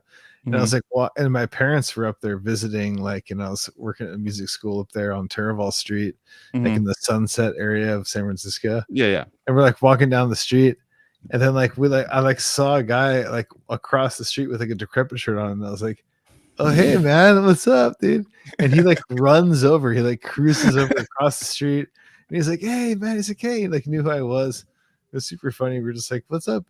And he was like, yeah, dude, I was the guy that got hit in the head by the guitar that Matt threw off the stage that he broke or something. He like cut his head open. Yeah. He's like, I'm the guy that got my head cut open, and like the paramedics. Your parents are like, sick, dude. Or something like that. Yeah. I'm just like, it's like, you want to go to get could you get education instead, please, and not be cutting people's heads open with guitars? No, it's trippy. Hey man, yeah, like, you know, it's trippy. So, get back on Ian's thing. We're both drunk. So you're jamming with people and stuff. So were you putting out, when were you starting to like actually play live, make your own songs, record stuff like that? We went on the whole piggyback thing of like when you run into a band that you respect and you're hanging out with them a bunch, but like when were you starting to actually put out music that you're proud of and playing live? So music proud of, never. So not yet, right? I'm sure, no. That's why you're keep getting better, dude. Yeah, right. No, so playing live and everything, that was like doing house parties and like I said, playing like punk and like metal covers, like 16, like 17, 18. And then kind of like first like rough kind of like our demos were kind of like ones that we cut like in high school. That was not with a Burning Palace. That was going to be our kind of like our first band that we had kind of coined together, which was Deadly Remains. So that was the kind of original band that we had kind of put out like 3 albums under. So we had like a demo. I remember you like our first interactions. That was the band you were telling me to check out was Deadly Remains. I remember that now. Yeah. So we had like a demo that was like a thrash one. It's called like Moral Crusade, and we had like a kind of like a death thrash or like a death metalish kind of record, Before the Nothing. And then we had one called Severing Humanity, which was more of like a brutal death, a tech death, like kind of mix like thing, if you will. And that was just really all kind of, late, like by the time like something comes out, like what everybody's into and kind of assimilated or process and like how you play and like what you're into. That was just, us kind of growing pains, and then just like with songwriting and like learning how to write music and just writing together and all those different parts, you can really kind of hear and follow just, you know, some stuff maybe is a little more cohesive or a little more like whatever. You can kind of really kind of hear those kind of like growth spurts or those kind of like the learning curves and like some of like those material. My dad just popped on the chat and popped in Dark Half. That was like an original idea for like our like band when we were like, I don't know, like teenagers, and we're like, I don't know, dude, there's some band in Mexico who has that name. We can't use it. Okay. We can't, dude. Remember So when we you were had- younger, like trying to come up with band names and stuff? You and just you're see, oh, it's the my hardest thing ever. God. It's still the hardest thing out, like of all Still. time, dude. So just for Yeah. like for people who are trying, like just know like whatever you pick on, it'll still suck. And like Yeah. it doesn't matter. You're like ultimately, you know what I mean? You just gotta just do something. Shout out Papa in the chat, dude. That's my dad, John, dude. Yeah. So like he was always Oh, super yeah. supportive and like into music, and so like he was always really just, you know, got to give it to people who maybe just didn't see it coming when you got like Devourment or Defeated Sanity or just like Deeds or like crazy shit getting thrown on where it's like a Cookie Monster City for a while, because we were like that like that's kind of like all I was like down to play like on stereos for a minute. So they were really chill with that. I mean, like we would like smoke weed and shit too, so like that would probably help. But he was always a good sport with us, just blasting like, you know, album after album of that stuff at the time, and just being like, Was Papa chiefing with you too? oh yeah, man, for sure, dude. He's Hell down. yeah, He's dude. down, man. Fuck yeah. Double shout out to Papa in the He's chat. down to clown, dude. But yeah, so like he's always like super inspiring, and he does a good Bon Scott, dude. So if sounds like some AC/DC voice, he can belt those out, dude. But yeah, so like he's where I got like all the inspo and like the exposure to like all like the classic like heavy metal and like the hard rock stuff, you know.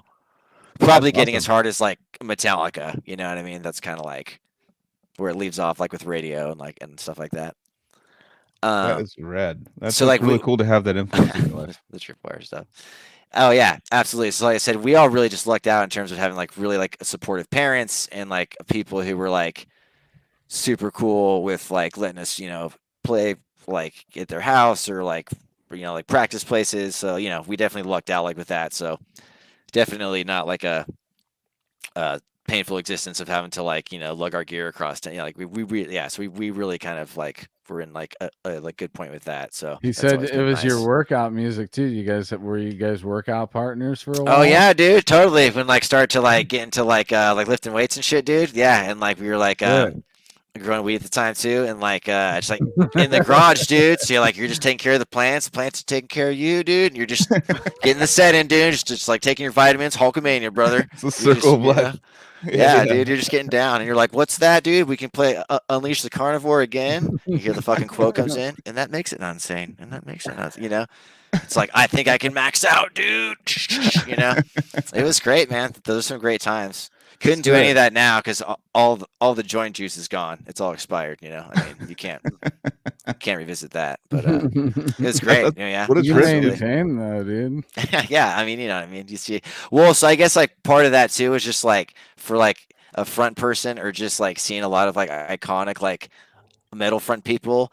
I'm sure that's like an ingrained like subconscious like archetype of just like that's what I should be too, of like this kind of, you know, like front man like kind of thing. But I remember seeing like metal singer stuff like you know, like Hetfield, like a Metallica was like this towering figure, and it's like, well, I'm not over 6 foot, dude, so I can't really do much with that, but I could like try to like be able to like lift my amp up all the way or whatever, you know.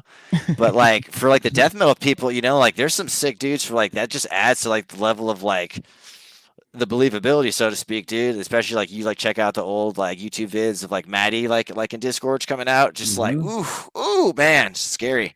And like AJ and stuff, and even AJ like with Defeated or whatever, it's just like watching that shit. I'm just like, I am in, dude. It's like I can like walk through a wall with this on, you know what I mean? It's just like intense, dude. So yeah, that they just really like you said, in terms of like inspiring, just like those vocals and like that level of like the craft like that goes into that. It's just like, and you see people do that live, it's just like me and my buddy Josh one time we drove down overnight, and I'll never forget because we were smoking at my friend Emily's house in like Roner Park, smoking blunts with a hash on, whatever, just like stupid, just like 21, like 20 at the time. And she's like, you guys aren't going to go to that show tomorrow. So just as an added like thorn in the side, it's like, we got to leave now, dude. So like we fucking went down to like a Pomona and saw To Violently Vomit or whatever, like with AJ. at the time, and that was like 2010ish, I think, or some shit like that. And so that was like just to see, because I like saw it advertised that like there's AJ and he's gonna be like out singing again, and like Chapters of Repugnance had come out, and I was like super hyped on that, just like as Defeated as like a band and their music and just like everything about it. But just like his vocals, you know, then you hear like I Consume the Forsaken, obviously, and everything, but like just like his output. So I was like, I gotta catch that live, dude. Like, so because I saw him too, like from the footage a few years earlier of like the Mountains of Death, like in Europe or whatever, and like my friend Ron like had like played drums for him in that too, and it was just like, fuck, dude, like that's terrifying to like see done. So we had to catch that one. That's awesome. I didn't realize AJ did a show in America around that era of TVV, because I've scoured the internet for all that footage from that era, and I know they did shows with Maddie, and then they did some other shows, and I thought AJ just did the Switzerland show. I don't remember. I know think there he was must a have show that he popped was up like for one, or because maybe like was Maddie Mosa, but he was like there too or something like that. So you definitely could be right, because that was like 10 years ago. You're like, I was growing weed when I was a kid, so I. But you eat paint chips when you were a kid. it would have made sense. Yeah. But I was going through my Instagram, and like one of the first things I posted was when AJ came to rehearse with us at Generator, when it wasn't Generator, when it was fucking Visions Music Academy. And we did in that rehearsal, and we did for the first show, we did the Defeated Sanity song. What's the one? Engulfed in Excruciation. Oh yeah. It's like one of the first things I posted to Instagram. Little cam from the rehearsal. And he sounded so sick in 2018, like just as good as he'd ever sounded. So that was a cool time. I can't think of. They just had the one single that he sung on. Oh, A Deprecated, when there was like that like last single the that came out song, from that. yeah, man, that was great. That EP is something. It's always spooky, dude. It's like Terrence on it and shit too. No, the OG deriding his creation. That shit's 97, 98, 99. What is that? I want to say 98. Yeah, it's kind of the not Suedo. What would be like the precursor to what was gonna happen Santa Cruz Bay Area right after that, you know? If you think about it, what Severed was 99 with Force of Bleed. So it was like right before the Bubble Over, I think, Deprecated. Was it 98, you said? We need I think to so. That's I think it was. Yeah, I think it was around there. I mean, sure. Deed's obviously 93 with am I right with that? Reduce the ash. Ashes like, one? fuck, dude, I don't want a professor right now. What the fuck? I know. Now I'm going to the phone. Reduced to ashes. No. Yeah. Oh wait, did I just gradually melted? What am I Gradually melted. Yeah, that's right. Dude, That's right. Sorry, I'm all over the place right now. Yeah, it was 95, I think. And then like what, trading pieces or whatever. Yeah, that's right. That's right. Yeah. Yep. Inbreeding was right in there too, right? Right after that. Right before. Oh yeah, totally. Yeah, like the '90s shit. Yeah, with that sampling, I love that one on there. Yeah. Yeah.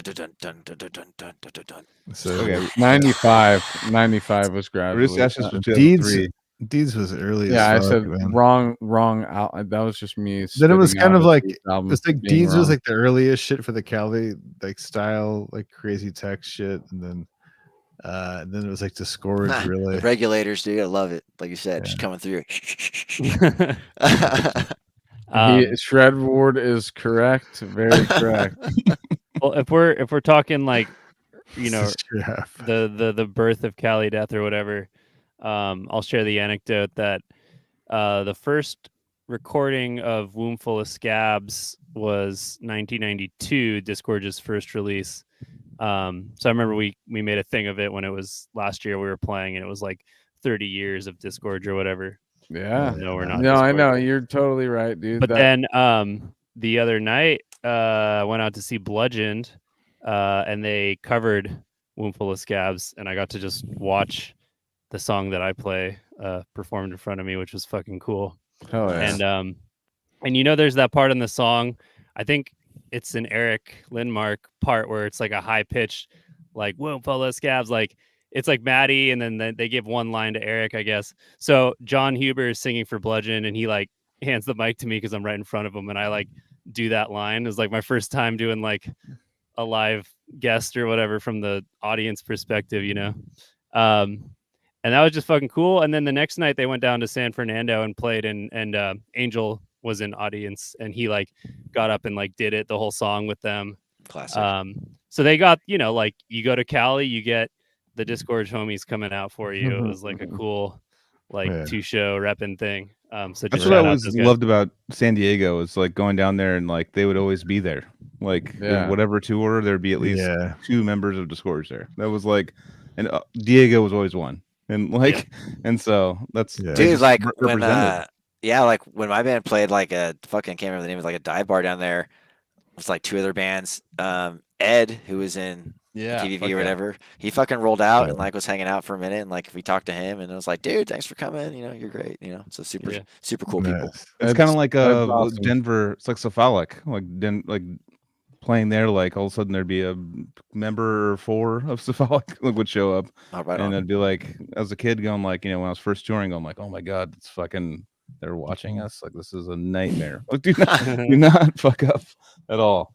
But yeah, that's really cool. But there's certain spots in the United States where just like the big band or the cool band that you looked up to will they're in their scene. They're just there all the time. And it's, you know, if it's a band they want to check out, they're there, and it's fucking rad. That's what I love.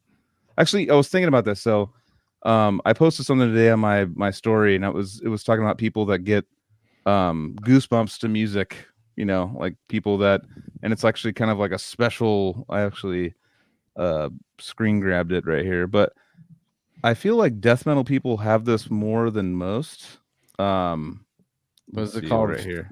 What I read? Yeah. It's like a frisson. Yeah. So, because it's and I looked it up. I went on like a little deep dive with it, and it was like 20% they said 20% of humans have it, and there's certain parts in death metal in my life and all music nowadays, but where I just get these goosebumps that are just like extreme, you know. I'm like, fuck, and it kind of makes me go like want to strive, you know, especially as a youngin, like strive like harder and try harder, you know, once you get those goosebumps to kind of like it's harder to come by getting older. We had that a lot more coming across what we've come across, but now that that's the drug, dude, and we're still chasing it. We get it every now and then still. I can think of 2 parts that reliably give me the goosebumps. One is the end of The Eagle Nature by Cynic, where it goes into the like crazy, you know what I'm talking about. And the other is also an outro of Exospatial Psionic Aura by Behold the Octopus, which I wanted to bring up to Colin, but I feel like I would just start crying. But that shit, every time, man, literally every time, I just am like, yeah, it's weird. It's a weird, I get this weird reaction to music, and sometimes usually it comes with me thinking or me showing it to someone and being like, dude, that's like, and I'll start getting like, and I'm like psyched. It's not like sad, but like my eyes get watery, and I get like they get the fucking goosebumps and everything, and I'm just like, I'm so stoked to, you know. And sometimes there's people I show stuff to and they're just kind of like, oh yeah, it's fucking sick, dude. Yeah, it's cool. And I never see that reaction from them, and I do think it's kind of like a kind of a condition of certain humans that that feel that. And I think death metal is actually like one of the more like I can't think of it, bigger genres of where I see it very commonly, you know. But okay, but I also think that it's because with what you're talking about, I'm thinking of the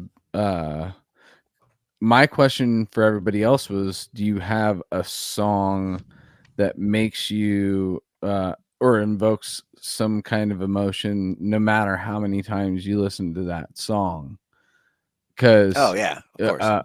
The goosebumps and all that shit too. But I'll fully admit that there's certain songs that hit that button that immediately make me cry, you know, no matter how many times I listen to it. There's albums that I have to stay away from because if I get too into it, I will cry every time I fucking listen to a certain part of the album, you know? And so I don't know if it's death metal guys, but I think it's just dudes that and chicks and whoever that get fully into a certain music or just music in general. They then inject themselves into it and they become part of it, and you just emotionally are connected to it in a weird way. That's a stoner way of explaining it, but you like totally make a connection with it, and then it just stays with you like no other social connection that you've had with another human. It becomes something more than, I don't know. It's like an entity. It's like a friend, dude. That song is my friend, and I come back and see my friend, and I fucking have an emotional experience with that friend, and then see you later, friend. Mm-hmm. Yeah, I feel like and I've brought this, talked about this. We've talked about this a million times, but I mean, music, when it hits that, because it's like a dopamine drop that you get from music, and I think that's what that's referring to. That article is referring to people that get like an extreme dopamine drop, And for me, I still get it. Like there'll be times where I'm like down and out, depressed, whatever, and then I'll just be driving somewhere and throw on a song, and I'm fine. Everything's cool. Like everything's solved. Like Yeah. I get the chills. My hair stands up. And I'm like, fuck yeah. And I just get like the dopamine I was seeking during kind of like an oppressive little time, That morning that you're like, fuck, I don't want to go to work, but then you get in the car and you take a sip of that Battle Forge coffee. You take a sip of that coffee. If you're a smoker, you light up the smoke, you press play on your iPod, and it's on the perfect fucking song. And then that song and that experience totally turns you around. Troy and you McClure. show up at work fucking ready to go, and I don't know. Yeah, that totally is. Yeah, we're talking crying, we're talking just happiness. There's ways you can guide your emotions through music, I think we're tapping into it more than others, I guess. I'll say before I forget, I think one of the easiest examples of that on like a large scale that everybody can kind of easily digest is just thinking about films or movies or scenes like that they like. Mm-hmm. And then if you cut the soundtrack or you cut the score to these like huge emotional parts, they mean nothing. There's still the dialogue, but oh shit, like man, like that cuts out so much, And yeah, that's it tells you how to every feel, kind of movie. Yeah, it makes you feel a certain way on purpose. It's like I always talk about that like during parts of like epic parts of movies. I'm like, I'll whisper, I'll just be like, imagine if it was silent right now. Imagine if they played the circus like how much of the whole vibe would be completely ruined and changed. Like music like negotiates how you're gonna feel in those moments. As I was mentioning, when I cry, like what song makes me cry? It's actually a soundtrack. It's from the Up Darren Aronofsky. No, that opening scene. That's I know. It's the most fuck you to parents up. as from Pixar, dude. Just like sit here and try and hold your fucking tears back with a fucking 4-year-old that doesn't understand death. and existentialism and all this kind of crazy shit, and you're just supposed to smile at them like it's okay. This weird person that you don't even know just died on a hill, and then the person's no longer there, and yeah, no, that Land Before Time. Land Before Time. Yeah, dude, they always set up. Well, it is a total setup, dude. They get the kid into an emotional, vulnerable state by taking away a parent. At least one parent's taken away in the beginning. Just maximum trauma. Yeah, exactly. Sprinkle. So they're like, you'll have to pay for therapy later. Here's our they scene. Throw you into the well, but then they like. Is it me? Okay, I'm worried it's me always. Who's back? But you're back. You froze. Okay, so they throw you in a well, and then they slowly bring you back up with water to the surface, and then at the end they're like, "Hey, we saved you. Everything's good now." At the end, it's all good. The person without the parent or parents is all good now. They've triumphed all. It totally is just a fucking bait and switch, dude. Dude, the horse in the quicksand on the what's the Never-ending story. Never-ending dude. story. Never-ending story. Fucking that shit fucked me up as a kid. Atreyu, dude. Atreyu. Yeah. As a kid, like those scenes like stick with you, and I think when. Yeah, the music behind it, I don't even remember the music behind it, but it's probably fucking made it 20 times worse. Harrowing. Harrowing. Artax. Mournful. It was Artax. Mournful, just grief. Or Falcor? No, Falcor was the flying like dog thing. Yeah, Falcor was the dragon dog. Dragon dog. Artax, I think, was there was like a... Was Falcor that thing he's riding? Yeah. There was like a they make the action figures for like, it's like ruin your childhood action figure, and it shows a kid pulling Artax. Yeah, that's fucked up. Like out of the fucking quicksand or whatever. But can't get him out. I know that was But like back to your point. I mean, music and movies. It's the foundation. Darren Aronofsky's The Foundation, the epic ending, or not ending, but the climax, and then the ending. The two pieces of the soundtrack that go with both those sections of the movie just fucking kill me. They just murder my heart, dude. Yeah. And I almost instantly react when those songs come on. I have to be ready for them to listen to them because I'm such a sensitive bitch when it comes to listening to that, dude. You know what's funny is it's a Cali like death bell podcast, and we're like, dude, what makes you cry, dude? I mean, when we were younger, this is a nightmare conversation, but when you get into your 30s, like, oh fuck, like but we realize that emotional attachment is what we had then too. We just had too much testosterone in the way to fucking to make us admit that we're attaching that way to this art, this art form that we all are attaching to together. And now we're like, oh dude, well, yeah. I mean, how many times have you been at a show holding back tears when you're around your homies? I don't hold them back. Joseph knows that I don't hold them back. He saw me at Psycho Fest, and it was a band that was a big deal to me when I was a kid. Yeah, and he like walked up with all of his fucking friends. It was like Beatty, like everyone, and like we first like made contact. And I'm sitting there with like me and Pat Kenny, and we're both just crying. I was like so stoked to see him, and I'm like, I think this is not the time. But I'm like, it's like I'm not like sad crying. I'm just like so overly overwhelmed, overstimulated. Yeah. But I'm like, fuck, thinking about like. When this music was coming out in high school, what I was going through, things like that, like it brought back all that at that time. And then like Joseph's there, I'm like, God damn it. Mm-hmm. Can we wait till after? So we all had that moment, dude. I can be like, dude, it's all good, dude. Hey, what's up, think bro? That was also the first time we met in person since we started the podcast. Maybe we had hung out once at like Casey's or something. But in any case, it worse. Been like fucking a long time. Yeah. No, it was funny. Was that the time you hung out with? I wanted to get into this at some point. The Slipknot homie and. Oh God, yeah. Isn't there something in the news that? Yeah. Could be addressed. No, I'm kidding. Yeah, I don't want to mark this podcast for. Let's say the news that was announced about Slipknot wasn't surprising. It was foreshadowed. Me and Dan Kenny were talking about the other day or yesterday. We were like, dude, we were there when they were like. Anyways, coming up with ideas for them, but yeah, I know. I was like, I see all the news posts now. I'm like, I feel I like have to like erase, don't say anything.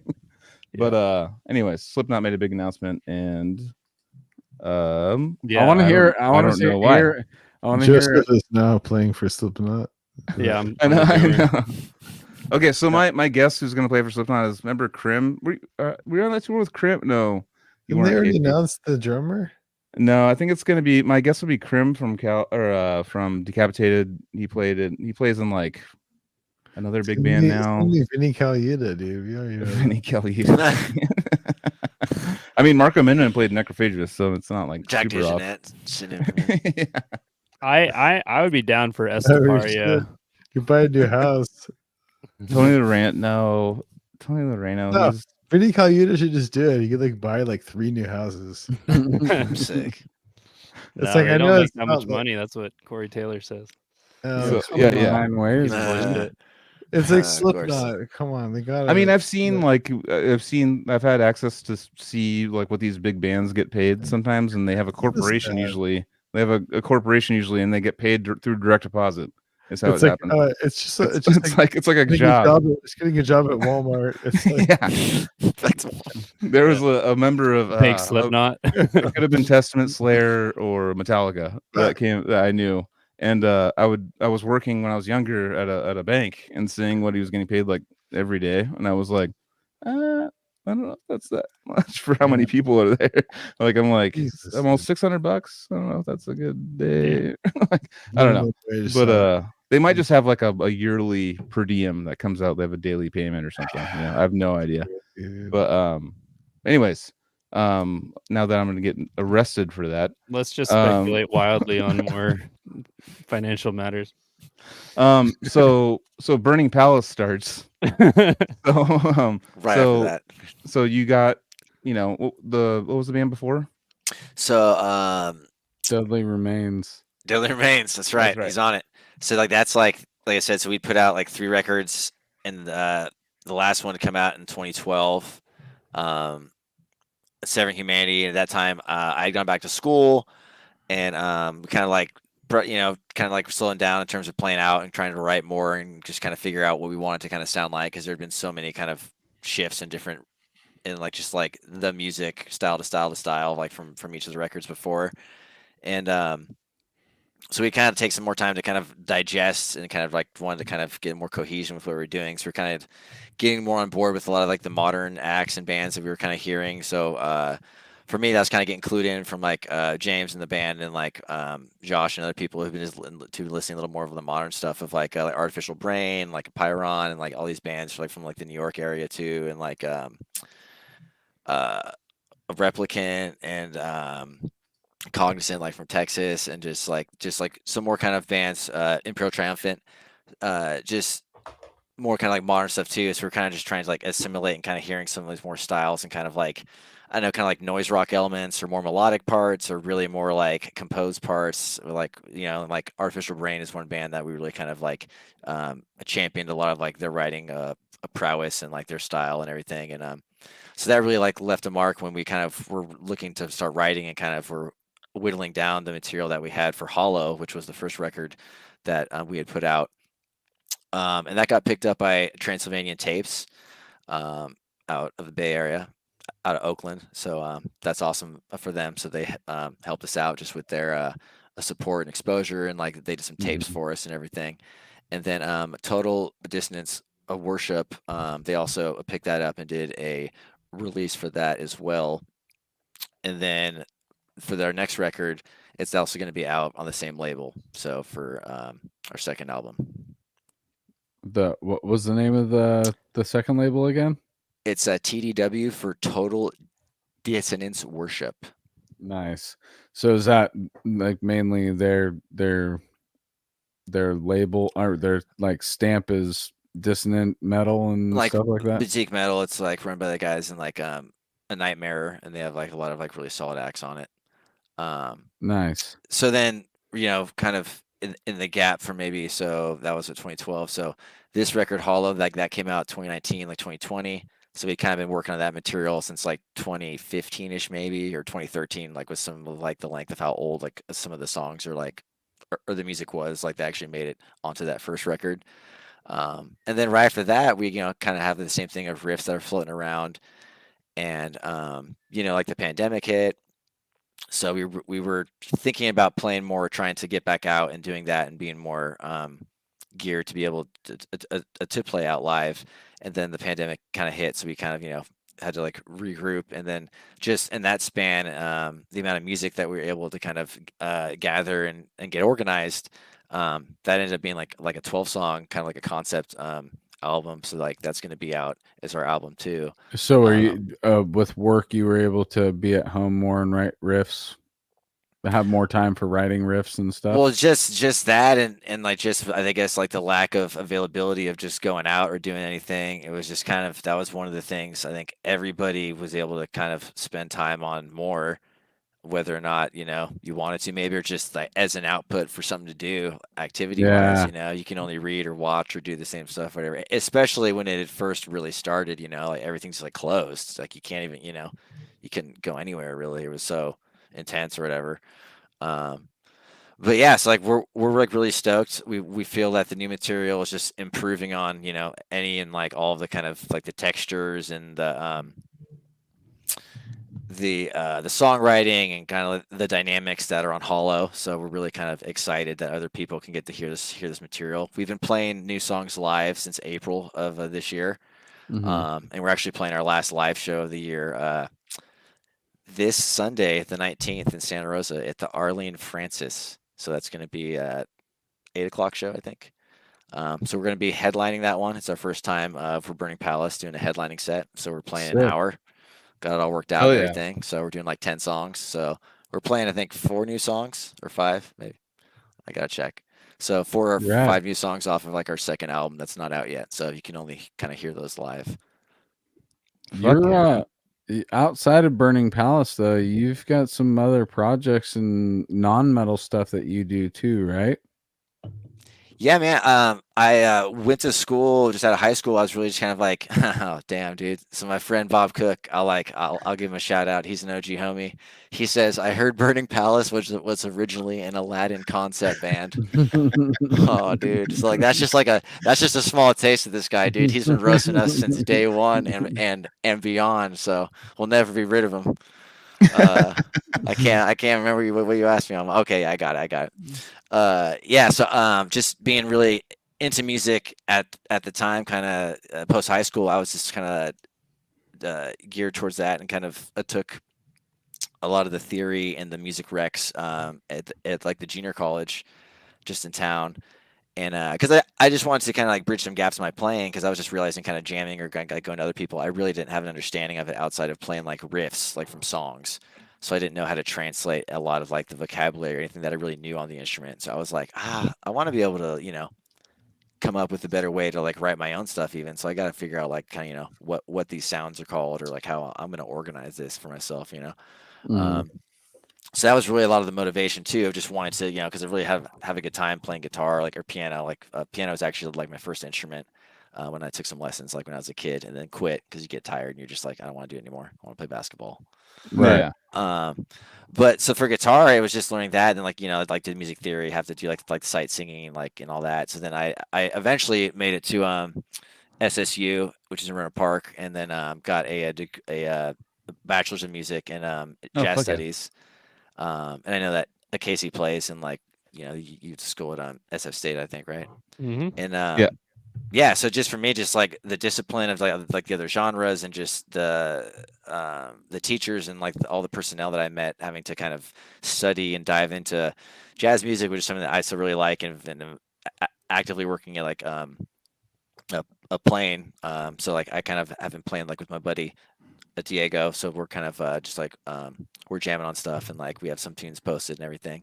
So just that part of music too, you know, just like I said, like there's so many kind of avenues or things for expression. So it's just it's always kind of like there's something different to kind of like practice or like work on, like, or like listen to, you know. So yeah, man. So like outside of like all the metal stuff, love playing jazz stuff and love like working on that. I teach part-time at a school of rock, so any and all kind of like pop songs or rock songs or just whatever any of the kids are coming through with, it's all fun just having to like go over that. School rock. Damn, dude. And, Rockers in the house. Yeah, man. So just like outside of that, yeah. So let's just you know, I really kind of appreciate most styles of music, and like to like, you know, do like a lot of like singing in my spare time, which is funny because like for people who like see like this band like in this music, the only way that I've been able to kind of understand like the vocal stuff, or for me is because I come from a background of having kind of like a vocal, like a technique, like to a degree of doing like sight singing or like learning how to sing, So it is funny when people ask me how to like scream or growl or like do all these things, and I just come from such a background in that, and then also just kind of like learning how to like teach yourself to like sing or having to pick stuff, that it's just learning how to control your breathing, really. So you're just learning how to control the air. So it is kind of an interesting thing, like when I think of how I've kind of merged those two kind of sides of the coin, of the kind of classical like theory background, and then I'm just like, oh, I sing like Metallica songs, and then Misfits, and then Sepultura, and then like it gets heavier and heavier, and how do I negotiate the different sounds of like your voice, Have you taken like actual like formal lessons in how to control? Because I know that's a big deal nowadays. Like doing like lessons in a class of like 15 people, and it's like, what song are you singing up here? And you're like, sing today, true love doth now. And like you're singing these like rando tunes or like all these parts. I mean, more voice towards metal, like preserving your voice and like using the diaphragm and stuff and all. I just know all that from my background and doing like some of like the schooling stuff. And then when I got back into like us trying to play live, I would just practice like how to sing for just the stamina and just like the air. So like for me, so it's a lot like of that translates. What you're saying is a lot of like the singing translates with like people like using the diaphragm instead of your throat and things like that.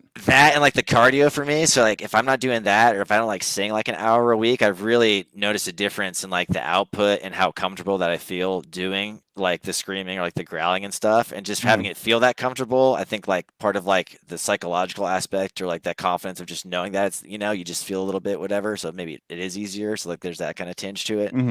But for me, just like practicing like the actual songs of just like the singing, and it's just like it's such a random, like I sing like the Cynic unplugged stuff, or like 90s alt covers, or like an opera thing, or like a pop punk thing, or just like anything really that's like stamina or notes, or it's just because it all helps. It's all like especially like when you're singing, it's just having to like have air and meet these notes and these phrases and like all these things. That does make sense. I mean, rather than someone just being a fan of death metal and being like, I'm just gonna with someone that's been singing and actually knows how to belt their voice. It's just the air control, and I feel like really you can channel it through a certain point and actually make your voice last longer. Yeah, and I feel like that's a fascinating thing that's like missing from like, I don't know if like academia necessarily, but just like it'd be cool to hear it really like from like a lot of like the OGs and people who like pioneered like this kind of stuff of like, what's their experience, because like where are they coming out of? They're just like, I'm gonna like make a sound, and like I guess really too, like having someone to go off of as a reference point, that's kind of like a cheat code I always had, because I got to hear all these bands, and then for me, you're just trying to like, well, how do you replicate or make that like in your head, so how do you make that come out, or how do you shift that in like a tone way to like have it a little like more acidic, or a little more like lower, or a little higher pitch, all those different kind of things, Yeah, because I feel like I have a good growl, but it lasts about 9 seconds, and my voice is just done after that. 9 seconds is actually a long time, dude. I mean, no, not like a total growl for 9 seconds, but I'm saying like if I'm doing like even vocals in general, like my vocals are just done because I'm doing them incorrectly. I'm doing them how I think they should sound. I'm not coming from a singing background. I'm just like, I should just make the noise I'm hearing. And rather than like, it's not a sustainable thing I'm doing. It's kind of like a throat only, just vibrate the fuck out of it. You're going to start coughing.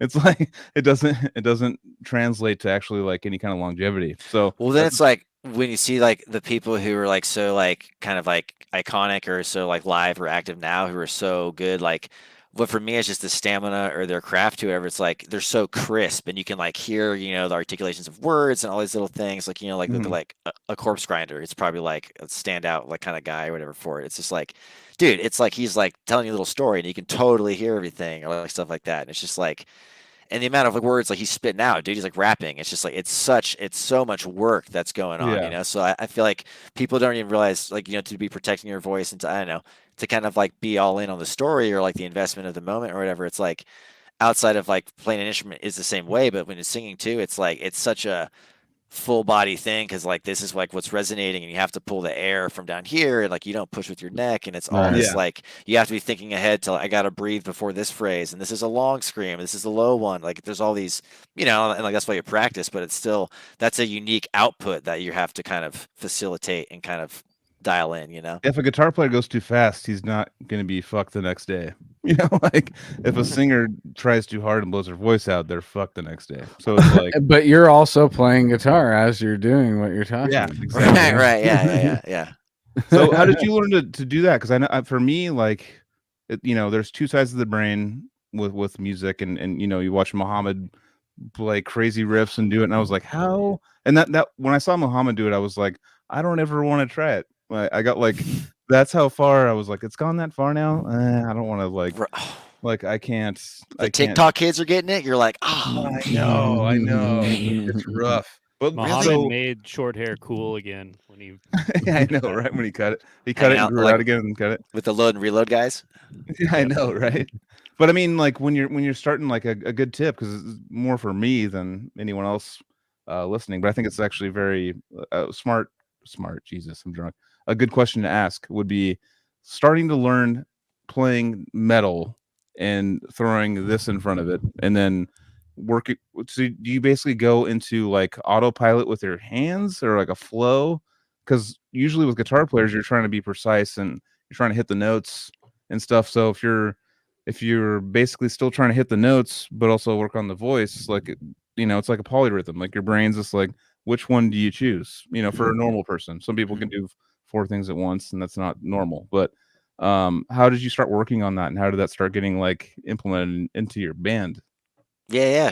So I think like when I first like started playing, it was always kind of like a thrown around, or maybe it was just part of just like I don't know, like I'd like to sing or be like a front for, you know what I mean? It's probably like some ego like thing too, whatever. Mhm. But it was like I distinctly remember of like the first riffs or first things I learned on guitar, trying to sing or add vocals over it.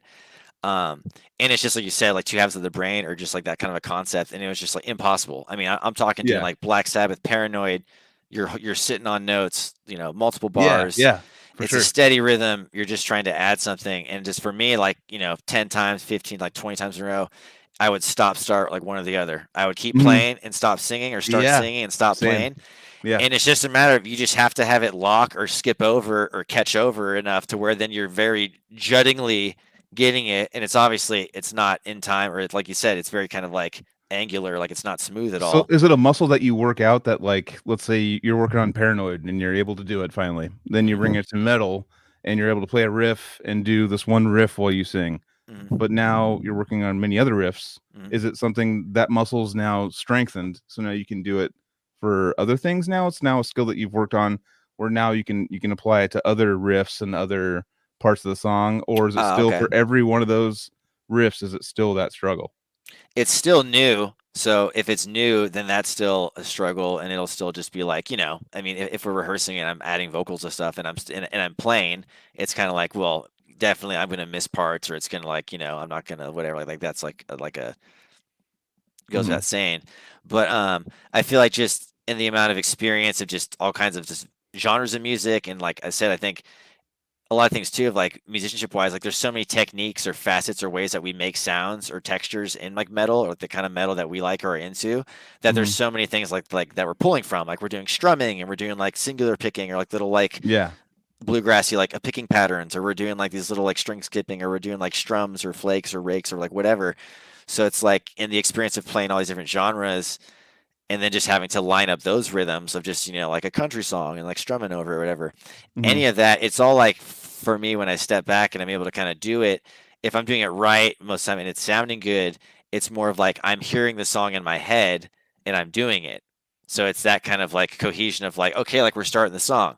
Okay. And I know how it goes, and I know that whatever, this is all like a frenetic, or these things happen. And yes, they're at opposing points, but I'm listening to it as I'm kind of like imagining it as I'm going to be like manifesting it, or like, interesting, or just doing it. Right. So you're just playing it. So I'm like, okay, so I'm like starting together. I'm doing these things, and I guess like the past practice of both the vocal and the instrumental part, I just can sync that up. And like I said, it's definitely not perfect on the first few times, and it still takes that upkeep, or like that revisiting of those parts, because if I don't, it's like, oh wait, like this is here again, or just like, oh wait, I need way more air to like do that part, or it's like, oh man, like that's really busy to play and sing at the same time. I forgot that was that hard, or whatever, Yeah. So just like any of those parts. But I mean, that kind of the lineage of those guys, I think of like Luke and like from like Gorguts and like you said, like Muhammad, like Necrophagius and like Deeds, Death, of course, you know what I mean? Yeah. So it's not impossible, but you know, it is like definitely kind of like an added thing. And then for me too, like a big band was obviously like a Metallica coming up too. It's like that was always like so cool. The best guitar player singing too. just I mean, it's really, and like, you know, and like that's across like genres or any kind of music, just people playing and singing, doing that. Like I said, how hard either one is, but just really, it's like you said, like the dual things that you're doing, like with the rhythm, and then just to be able to kind of maintain and take that load of like you're carrying like this melody or this note or this kind of like a kind of more out front point in the song on top of whatever. It's just like it's a lot of output, you know. So I do think at times that people underestimate like, oh, like you're just gonna growl or sing whatever. It's like, nah, but to like do it good, you know what I mean? Like these people have spent XYZ time to like be able to like deliver that specific sound. And it's not even with metal too. Like there's times where, you know, because I've known my struggles with obviously Anthony. We know with me trying to do backup vocals, playing bass. But you know, like there's even bands like or people like try to think of something random like watching like watching Jewel play.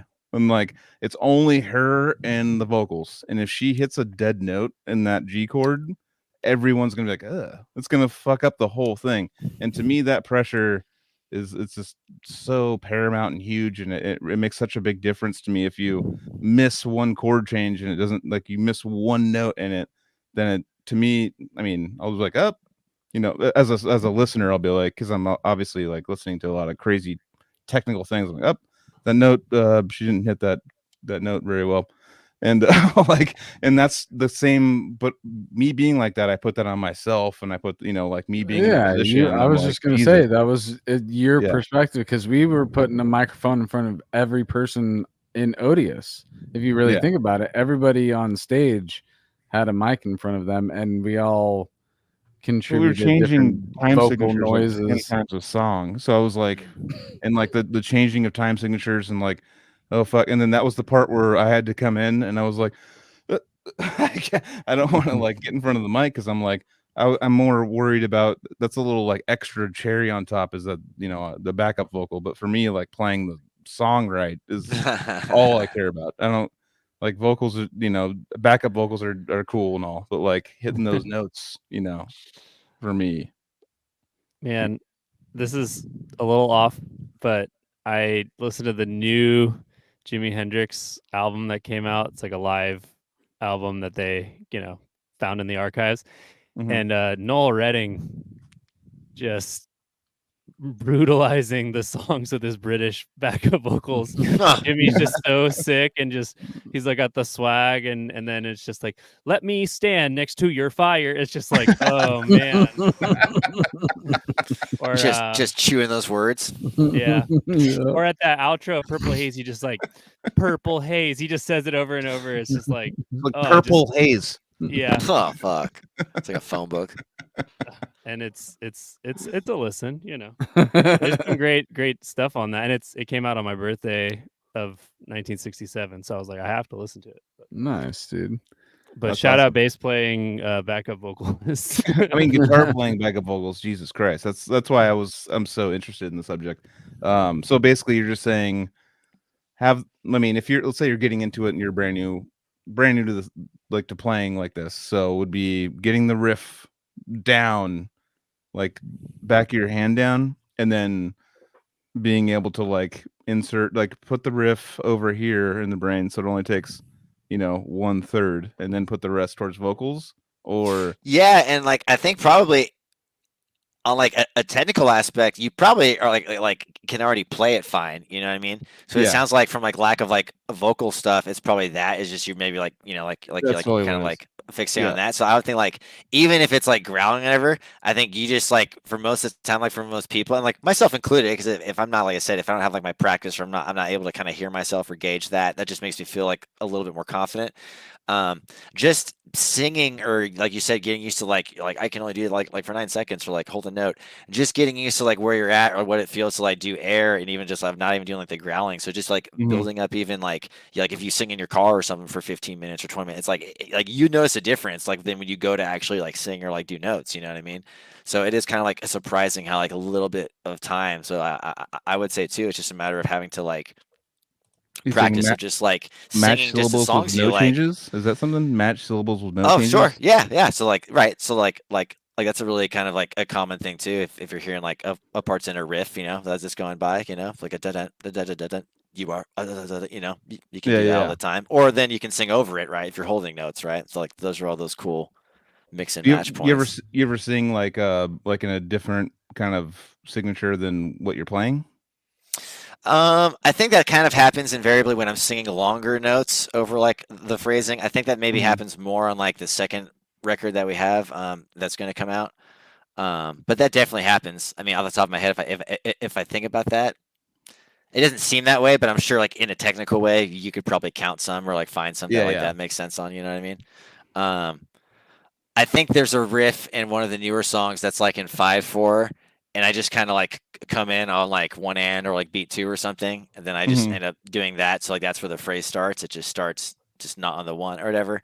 So there's just things like that that just sound a little bit more like a music, so it's not like starts here. Yeah, so, just in terms of you're not focused on like it's coming on the you're focused. We're on not just like, worried about making the section. It's like, oh no, it's like we got it, man. And then it's like, and then the vocal came in, like they know what they're doing or whatever. You know what I mean? Yeah. But I mean, like that's all the growing pains with the songwriting of just like we made it through section B to C. You know what I mean? Like, but it's like we're trying to pay attention now, to, like transitions and like what's the dynamic or like how can we like tie in together this part or like what's because gonna happen. there's so many bands that aren't haven't gone through music school and stuff like that. So can you talk about a little bit how you write a song? So you're saying, do you map it all out on a board? Do you have section A, B, C, or are you kind of just flowing with the grind of what's coming out, or how do you we write? typically just have a collection of like riffs that like my other guitar guy Josh has like had like toying around, and like sometimes we'll have them like all demoed out even. Or I'll have the same thing worked out, and then just kind of like invariably we'll just have to meet up and kind of teach one or the other how it's going, and then like how we're hearing it really, right? So then like there's that whole kind of like chess game of just like like do this 2 times. It's like, oh, like no 3 times. Like, but I play the cutout. No, I play the cutout. It's like you play the, what I mean? So like you get to go through like all that of like how we're hearing parts and like what's the best version, so to speak. And then it's just a matter of just like the playing of it and kind of like what feels good or sounds good or what do we naturally hear like that would come after like this kind of point. And you guys are all bros, right? There's not like when someone has like a conflict, because conflicts in bands, Sure, it's happened. I've heard that bands have had creative differences. So to keep a band like in a long-term setting, what would you say is like what you guys do, and what bands, like advice for bands that are like trying to stay together and stuff and not be like step on toes? Is it just the kind of humans that you're dealing with in the beginning, or is it something to do with how you allow ideas to come in and not shit on them? I think it's probably everything that you just said. I think that's one of the, like how I mentioned earlier, it's such a special thing just to be able to hang with like with people, and obviously over a longer period of time, and just to play music like with people in any capacity. It's really like a special time, and I think at varying times, like people get frustrated like with each other's personalities or takes on things or whatever, or everybody's vying for maybe like their own artistic vision or their best version of what they hear or how they hear something or see something. So I feel like having to deal with that, inevitably you're having to compromise, or you're having to hear everybody else out and kind of like check yourself or like check your ego or like check what why you're so attached to your version of something, and like why can't it be this way, and it's like and like what if it can't be like your version? It's like are you not going to participate? You know what I mean? Exactly. You know what I mean? So it's like, what are the motivations behind like these feelings of just like why does it have to be this way or that, and like what's the other person saying? And and then kind of just getting out of the idea of like right versus wrong. It's like, what's the best idea for us for this music, for this song, for this piece? So I mean, I think that invariably happens. Like we had a little bit of a gap prior to like a Burning Palace being like kind of really kind of like realized after, because I had gone back to school and other people had some different things. Chris, our bass player, he kind of like took a break just for a minute, so like he wasn't playing like with us for a few years. So it's just one of those things, like people like do different things during life and have like other life events, and have girlfriends and like like get like other kind of hobbies. But we were still jamming, Josh, James, and I, and then wrote and put out the hollow material. And our a producer friend Nick, kind of he had filled in on the bass for that recording, and then Chris came back and he's been playing with us ever since and everything, and he's on the new record. So I feel really it is just taking a step back and being able to appreciate how insane and outlandish like life and everything in general is. So then the fact that you're gonna have this time and everybody's carved time out and everybody's willing to invest or do this, to really kind of just enjoy that, because there's so much that's like difficult or that's challenging, like whatever. So like I think just like as we get older now too, is just being able to kind of appreciate that, like, oh, well, like I really do enjoy this, or having this bond or having this experience with everybody else, and where it's taken me and getting to meet other people and whatever. And it's just being more grateful, or kind of trying to be more grounded in terms of that versus like, me, and this is like my stuff or my song or my music or like that kind of a thing. So you're thinking, like, let's say like you have a riff that you're like, this is the next part. Has to be the next part. And then everyone else or other people in the band are like, nah. So you understanding the situation that we're lucky to play this. We're lucky to have this time to do this. Oh, maybe not always in the exact situation. I'm like, sure, that there's just like, all right, well, it's like, like I'm not jamming anymore or something like that. You know what I mean? Or like there's all those like having to like step back or hear it back and then just be like, oh, hearing that, like that suggestion or version of playing it in this riff order, if we swap that out, or they heard this as a verse or a chorus or whatever, you know what I mean? And then like that's where like the level of attachment or whatever is coming into, it's like, am I upset that they're changing it, or am I upset that I didn't hear it that way initially, or whatever? You know what I mean? Like, do I want to just be like, I wrote the whole thing, or like, like, so it's like, what is the reasoning why we can't just try to agree on like the best with like the material like that we have or whatever, and yeah, it's like that's definitely just kind of trying to take yourself out of it as much as possible, like I said. So like in the moment, always like no, because you're totally very attached to like stuff and how you're hearing something, or like like you said, like I hear this riff after it. You know what I mean? Ian hits me when I try to change his riffs. Oh, so yeah, so like that's like Josh in there. Josh always will crack me up because he'll have some great riffs and like he does, and has some cool music.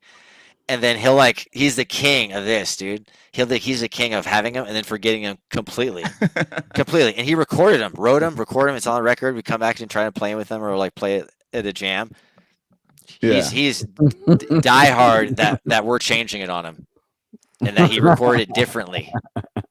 So like we're gaslighting him, like we're trying to punk him, you know what I mean? But he cracks me up because then like he'll have played something for me and then I'll play it back and he'll always tell me I like make it way harder or add some stupid kind of like rhythmic thing that's not there. So it is totally true of like in the game of like a musical like a telephone, like in like that child's game, it's just like it is very interesting and just in like an oral sense of like how much can change between how just how like somebody plays and like their technique or whatever and all that kind of stuff. So it is kind of like a funny thing with all that, But yeah, so it is always like that ongoing, just like the relationship, and it's like music's fun, it's supposed to be fun. If it's not that way, I don't see why anybody would be spending the time on it, You would aside real quick from the millions that are in death metal. So you can buy my free course at Instagram, Burning Palace. Yeah, that's one thing. Buy the free course. Buy the free course. Purchase the free course. No, one thing we always miss out on is when we talk about like, oh, shout out something. So I think lessons are, when people come on, lessons are kind of a lifeline for a lot of musicians. So how do people get in touch with you and do lessons? Yeah, man. You can reach me at iandrewgtr@gmail.com. So I'm happy to talk shop on like guitar or like vocal stuff or like any kind of theory. So yeah, I have some experience with all those kind of things. One of my questions I've been trying to spit out for a little bit, but I've been just waiting. So you said you studied jazz, and I wanted to know how much you dabble in improvisation, and that was kind of a piggyback question. Oh, okay, yeah, Joel's how you write, like riff wise, or if you like to get into situations where you can just improv and freestyle whatever you're doing, do you enjoy that, and how much do you play with that? I'll read these. Oh, these people are funny. Yeah, so I definitely think that was always a curious part and an interesting part of getting into the more I don't know, I guess like avant-garde or kind of like compositional stuff of like the later Gorguts records and kind of like some of like um and just in some of the songs or bands where they're really stretching out or they're having these like repeating parts or like longer sections of music. Um the improvisation parts, I feel like we've been like leaning into those kind of bands of like Ripping Corpse or Human Remains and and other kind of like noise kind of components or like some kind of like other grindcore stuff too. It's just like in the Burning Palace kind of like a material because all of the first records prior to that it kind of had shifted in style so much that we had tried to like kind of take everything that we like and try to make that all available. So there's definitely some kind of inspired or like some kind of jammed out parts that were kind of like the result of kind of you know having some improv parts or kind of just jamming around and kind of like coming up with things. And I think that's very much how I kind of hear music, kind of like write music too. Like when I'm like writing original stuff is the certain parts I'm very attached to, but then it's also trying to like capture like a texture, like an overall kind of like a sonic kind of like a moment in like certain parts too. So that necessarily might not be specific to like certain riff or certain chord or a certain series of, you know what I mean? It might just be more about kind of gathering the energy or certain thing for that part too. So that's kind of just getting more like with like noise and like how we're generating like the sound on the instrument too, so that's always a fun thing.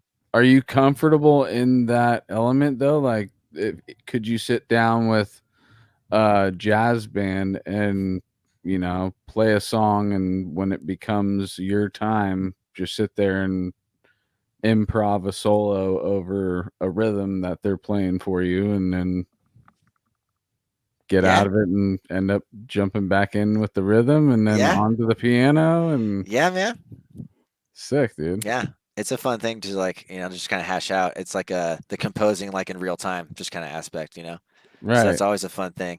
So I feel like that's kind of the same vibe if I'm really being able to be present and kind of I guess really what I've learned so much with the improv and with the jazz stuff is really it's really you have to have that confidence. I was telling like Joel whatever, like with the singing, which is such like a vulnerable thing and it's so like out front and it's your voice and everything, but like with the improvisation stuff, it's really having the confidence and the notion that you're gonna follow your idea enough to where it can play out. You know what I mean? So it's like you have to be able to give it space or to be able to be all in on it.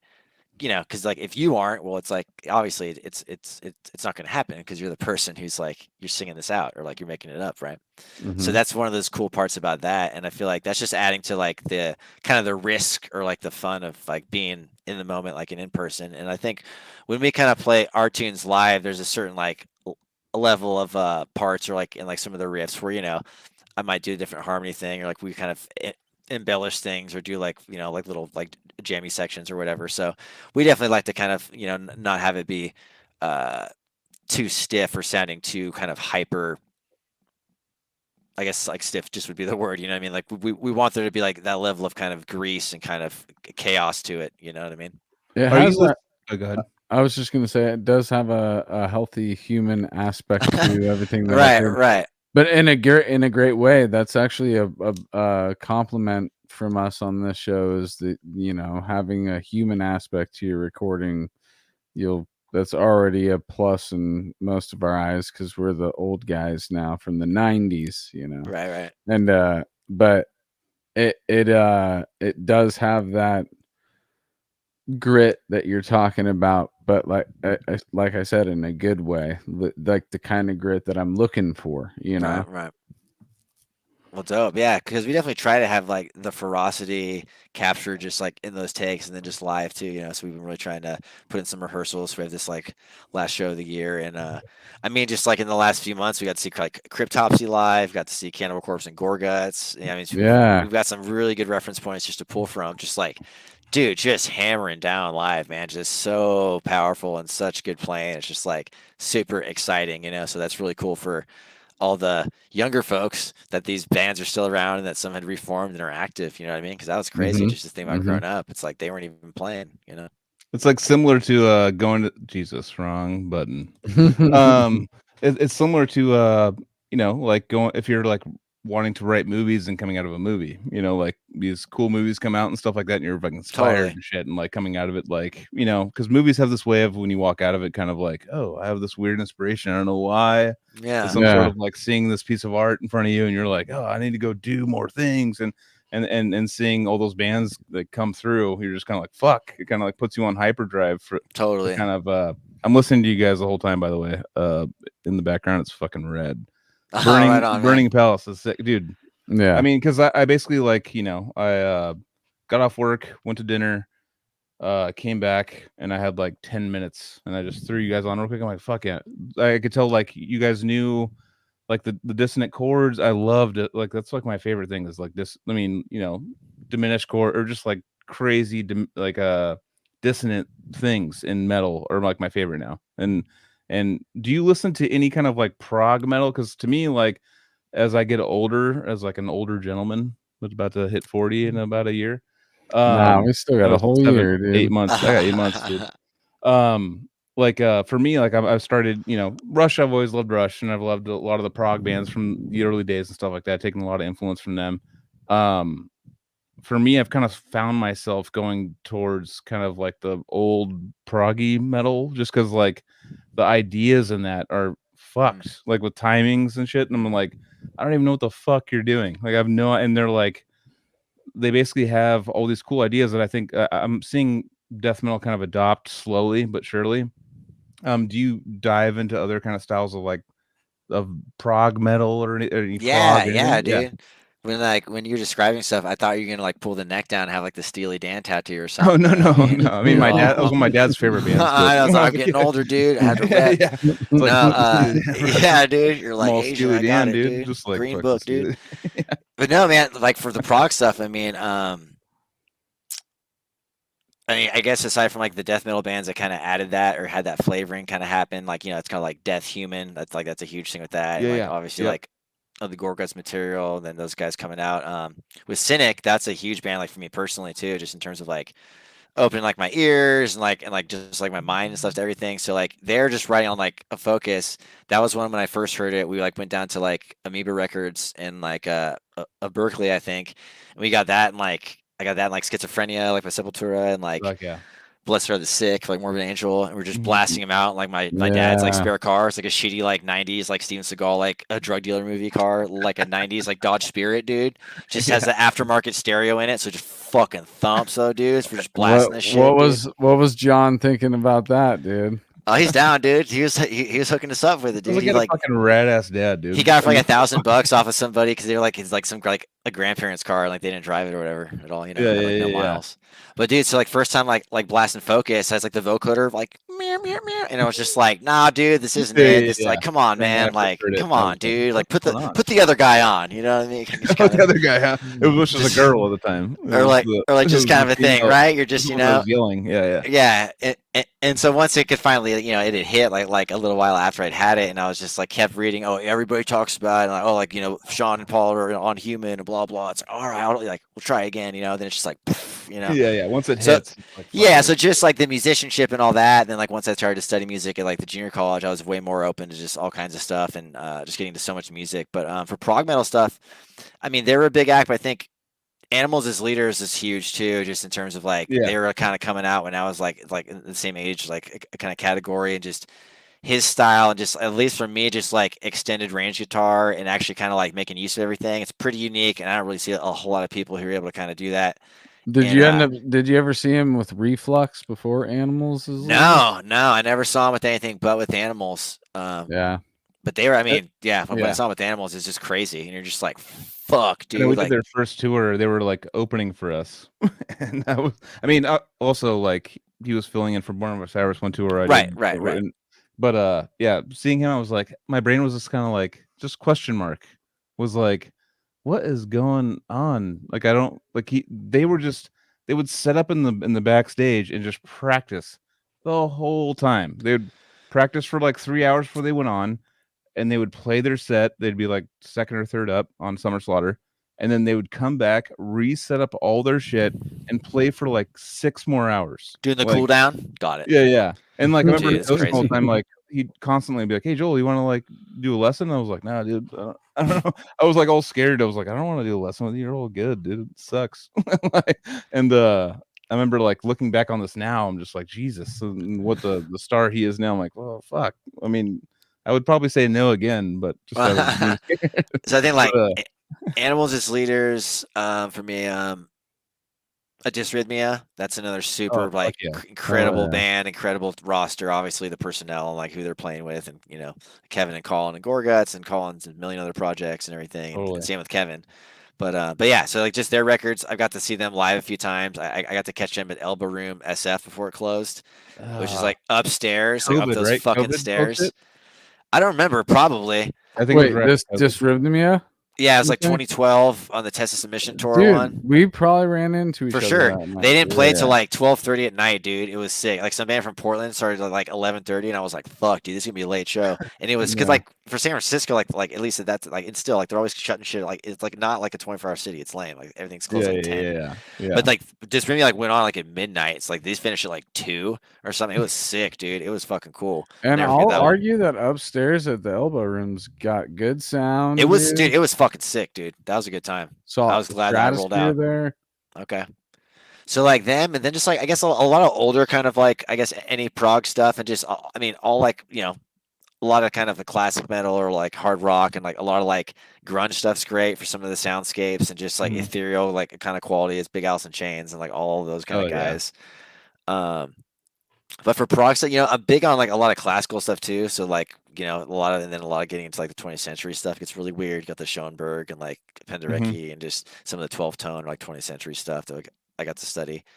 And then like what Anthony had like mentioned with Aronofsky and like A Requiem for a Dream, like the Clint Mansell stuff, and that's what it is. Yeah, the soundtrack, dude. It's like there's some heavy like Hans Zimmer, like there's some other people. Just you know, if you can think of movies you like, you probably would like most of the music, if not all of it, that's in it. You know, just as like a listen, the standalone. Do you take much influence from because my best friend Carrie Gear will puts together these soundtrack kind of like setups for me on for Hans Zimmer and a bunch of Thomas Bergen or something. I don't know. There's all these like cool. That's real personal. And for me, like when I work, I'll throw on the mix that he made of symphonic, like Thomas Bergenson, Nick Phoenix. Do you take a lot of influence? I mean, because listening to that, I was like, okay, whatever. I don't know if I'm really like into listening to this. John Dykes, like listening to this stuff right now sounds like okay, well, whatever. But there's so many ideas inside of like soundtracks where it's like, oh fuck, it's like evoking this emotion, and there's riffs in there. There's like straight up metal riffs, like in these like these Zimmer tracks or these all the To Glory by Thomas Bergenson. It's from Two Steps of Hell or whatever. Listening to those soundtracks and have really like made me like inspired, and I feel like that's probably one of the big reasons walking out of movies and I'm kind of like, oh, I want to go do stuff now. I think it's the soundtracks behind them are so impactful. The soundtrack to A Clockwork Orange was, I think, the first soundtrack that I think I purchased, dude. And there's tons of classical Beethoven and kind of some weird eerie stuff. Weird, what I guess you would call them like remixes. But well, if you're not into soundtracks, I think the good way to get into it's like know the movie and like get the soundtrack after the fact, and then you can put visuals to it, and you're like, oh shit, this is the emotion that they're invoking at this time. And then like, but listen to what actually the music's doing. You're like, oh fuck, okay, yeah. This is when they're having a threesome. Oh yeah, this is the burning one. But no, it's just like I think you said it just where it's like listening to the soundtracks or everything. It goes so much to like identifying their stuff, or like if you listen to a soundtrack for a certain score or whatever, it's just like there's a cohesion to it, or there's a like recurrence of themes, or like these different things, or these sounds, or whatever, these parts of the story. So I feel like that goes so much to lending itself, being able to like, oh yeah, it's exactly. There's a person in the comments for like a video game soundtrack. So it's like, absolutely, it's the same thing. Just being able to kind of absorb like that idea or whatever. So then it's just like your ear can recognize it, and then it's just too. It's such a good songwriting thing of like they're really stretching, or like how many different variations like do they get out of their idea. So they're really like making use of what they have, which is kind of like always like what lends itself to like some really good kind of like cohesion and transitions and like good songwriting. Is just like they're maximizing what they're already coming up with, so it's like Definitely. when they're pulling that off well, it's kind of like safe to say, it's going to be kind of firing like on all cylinders, you know what I mean, when they have that kind of, oh wow, it's like that's that part, oh, and now that instrument played that part, oh, and now they pick that up, it's like, oh cool, I got that, Exactly. Like for people that aren't into soundtracks and just understanding the video part of it first, and then the song that's behind it, and then putting it on just without the video, and just being like, oh shit, and absorbing yourself in the music, you're like, oh fuck, this is very impactful by itself. Like the scene was impactful too, but the music kind of negotiated how I felt about this. Like and then when it's just only that, it really kind of, I'm talking about like a way to get into like listening to soundtracks if you're not into it, like just take a movie you like, listen to the soundtrack, and kind of just like, oh shit, this is like, or like for people like they could think about what do they listen to like for exercise music or whatever. It's like, yeah, well, if you picked an up tempo one or something like from a film or something, it's the same thing. You're just gonna listen to it and be like, oh, like I'm in the movie, dude. I can like run or whatever, I Am Legend, brother. Well, like that's the same biofeedback response that people are trying to negotiate out of no matter what they're listening to. Totally. The motivation or the upbeatness, or they can keep up, they can stand up, they can jump, they can whatever, So yeah, I think a lot of people that are like really deep in song or like popular songwriting, that people that write the songs, I think they're very educated in this, and I think they know what's gonna make you go like, oh, stuck in my head forever. They're gonna make you know what's gonna fucking like jog your adrenaline and be like, oh, like get you into it. And I feel like it's like a study, and it kind of sucks for a lot of the people that get the glory in these popular music scenes nowadays, because you look at the top 20 most listened to songs in the last decade, you're like, Jesus Christ, where's a band? There's like one band maybe in there. It's all like, it's just singers now or rappers. It's not like an actual band or music. It's like, oh, this guy wrote this psychologically driven song and you all bought it, and insert singer here, and now that's pop music. I've kind of come to the conclusion that a lot of this pop music it's psychologically driven to get stuck in your head and make a connection with you on a very basic level, but it works. But there could be the backdoor way too, like we were back to the video game soundtracks. Like everybody who played that first Tony Hawk video game can hum that CKY riff.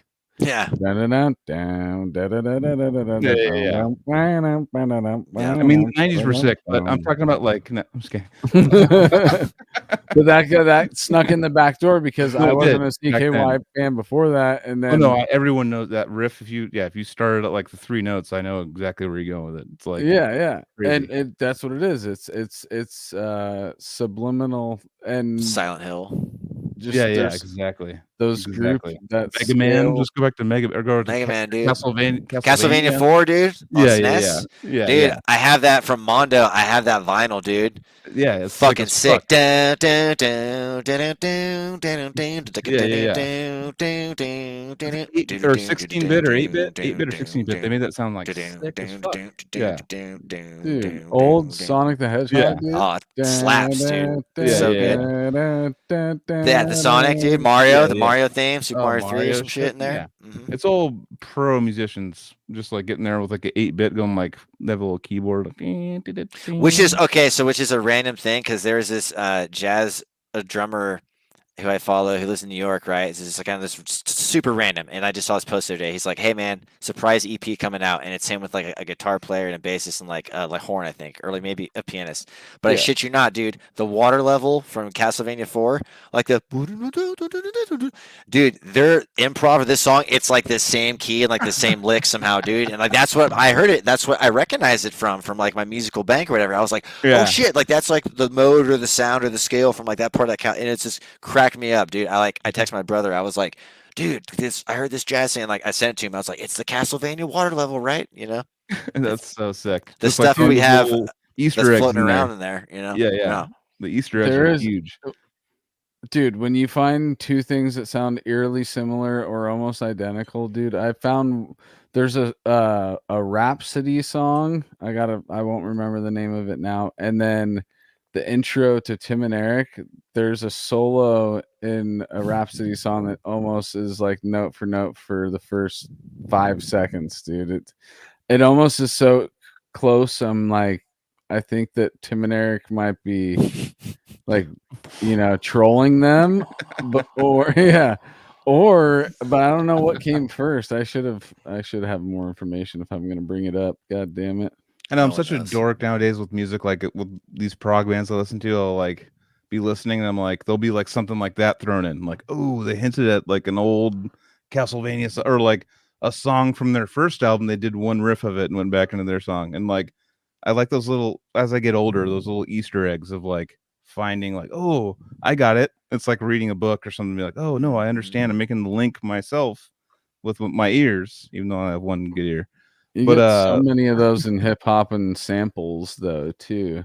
It's so fun to be listening to a hip hop song and then hearing a sample that where the origin of that sample is. Oh, okay. Or vice versa, where you don't know, and then then you realize that it is something that you like. King Crimson, I had heard it riff in a King Crimson song in a hip hop beat before I heard that King Crimson album. Okay. So then I was going and listening to the King Crimson, and I get to the origin. So I discovered the origin post.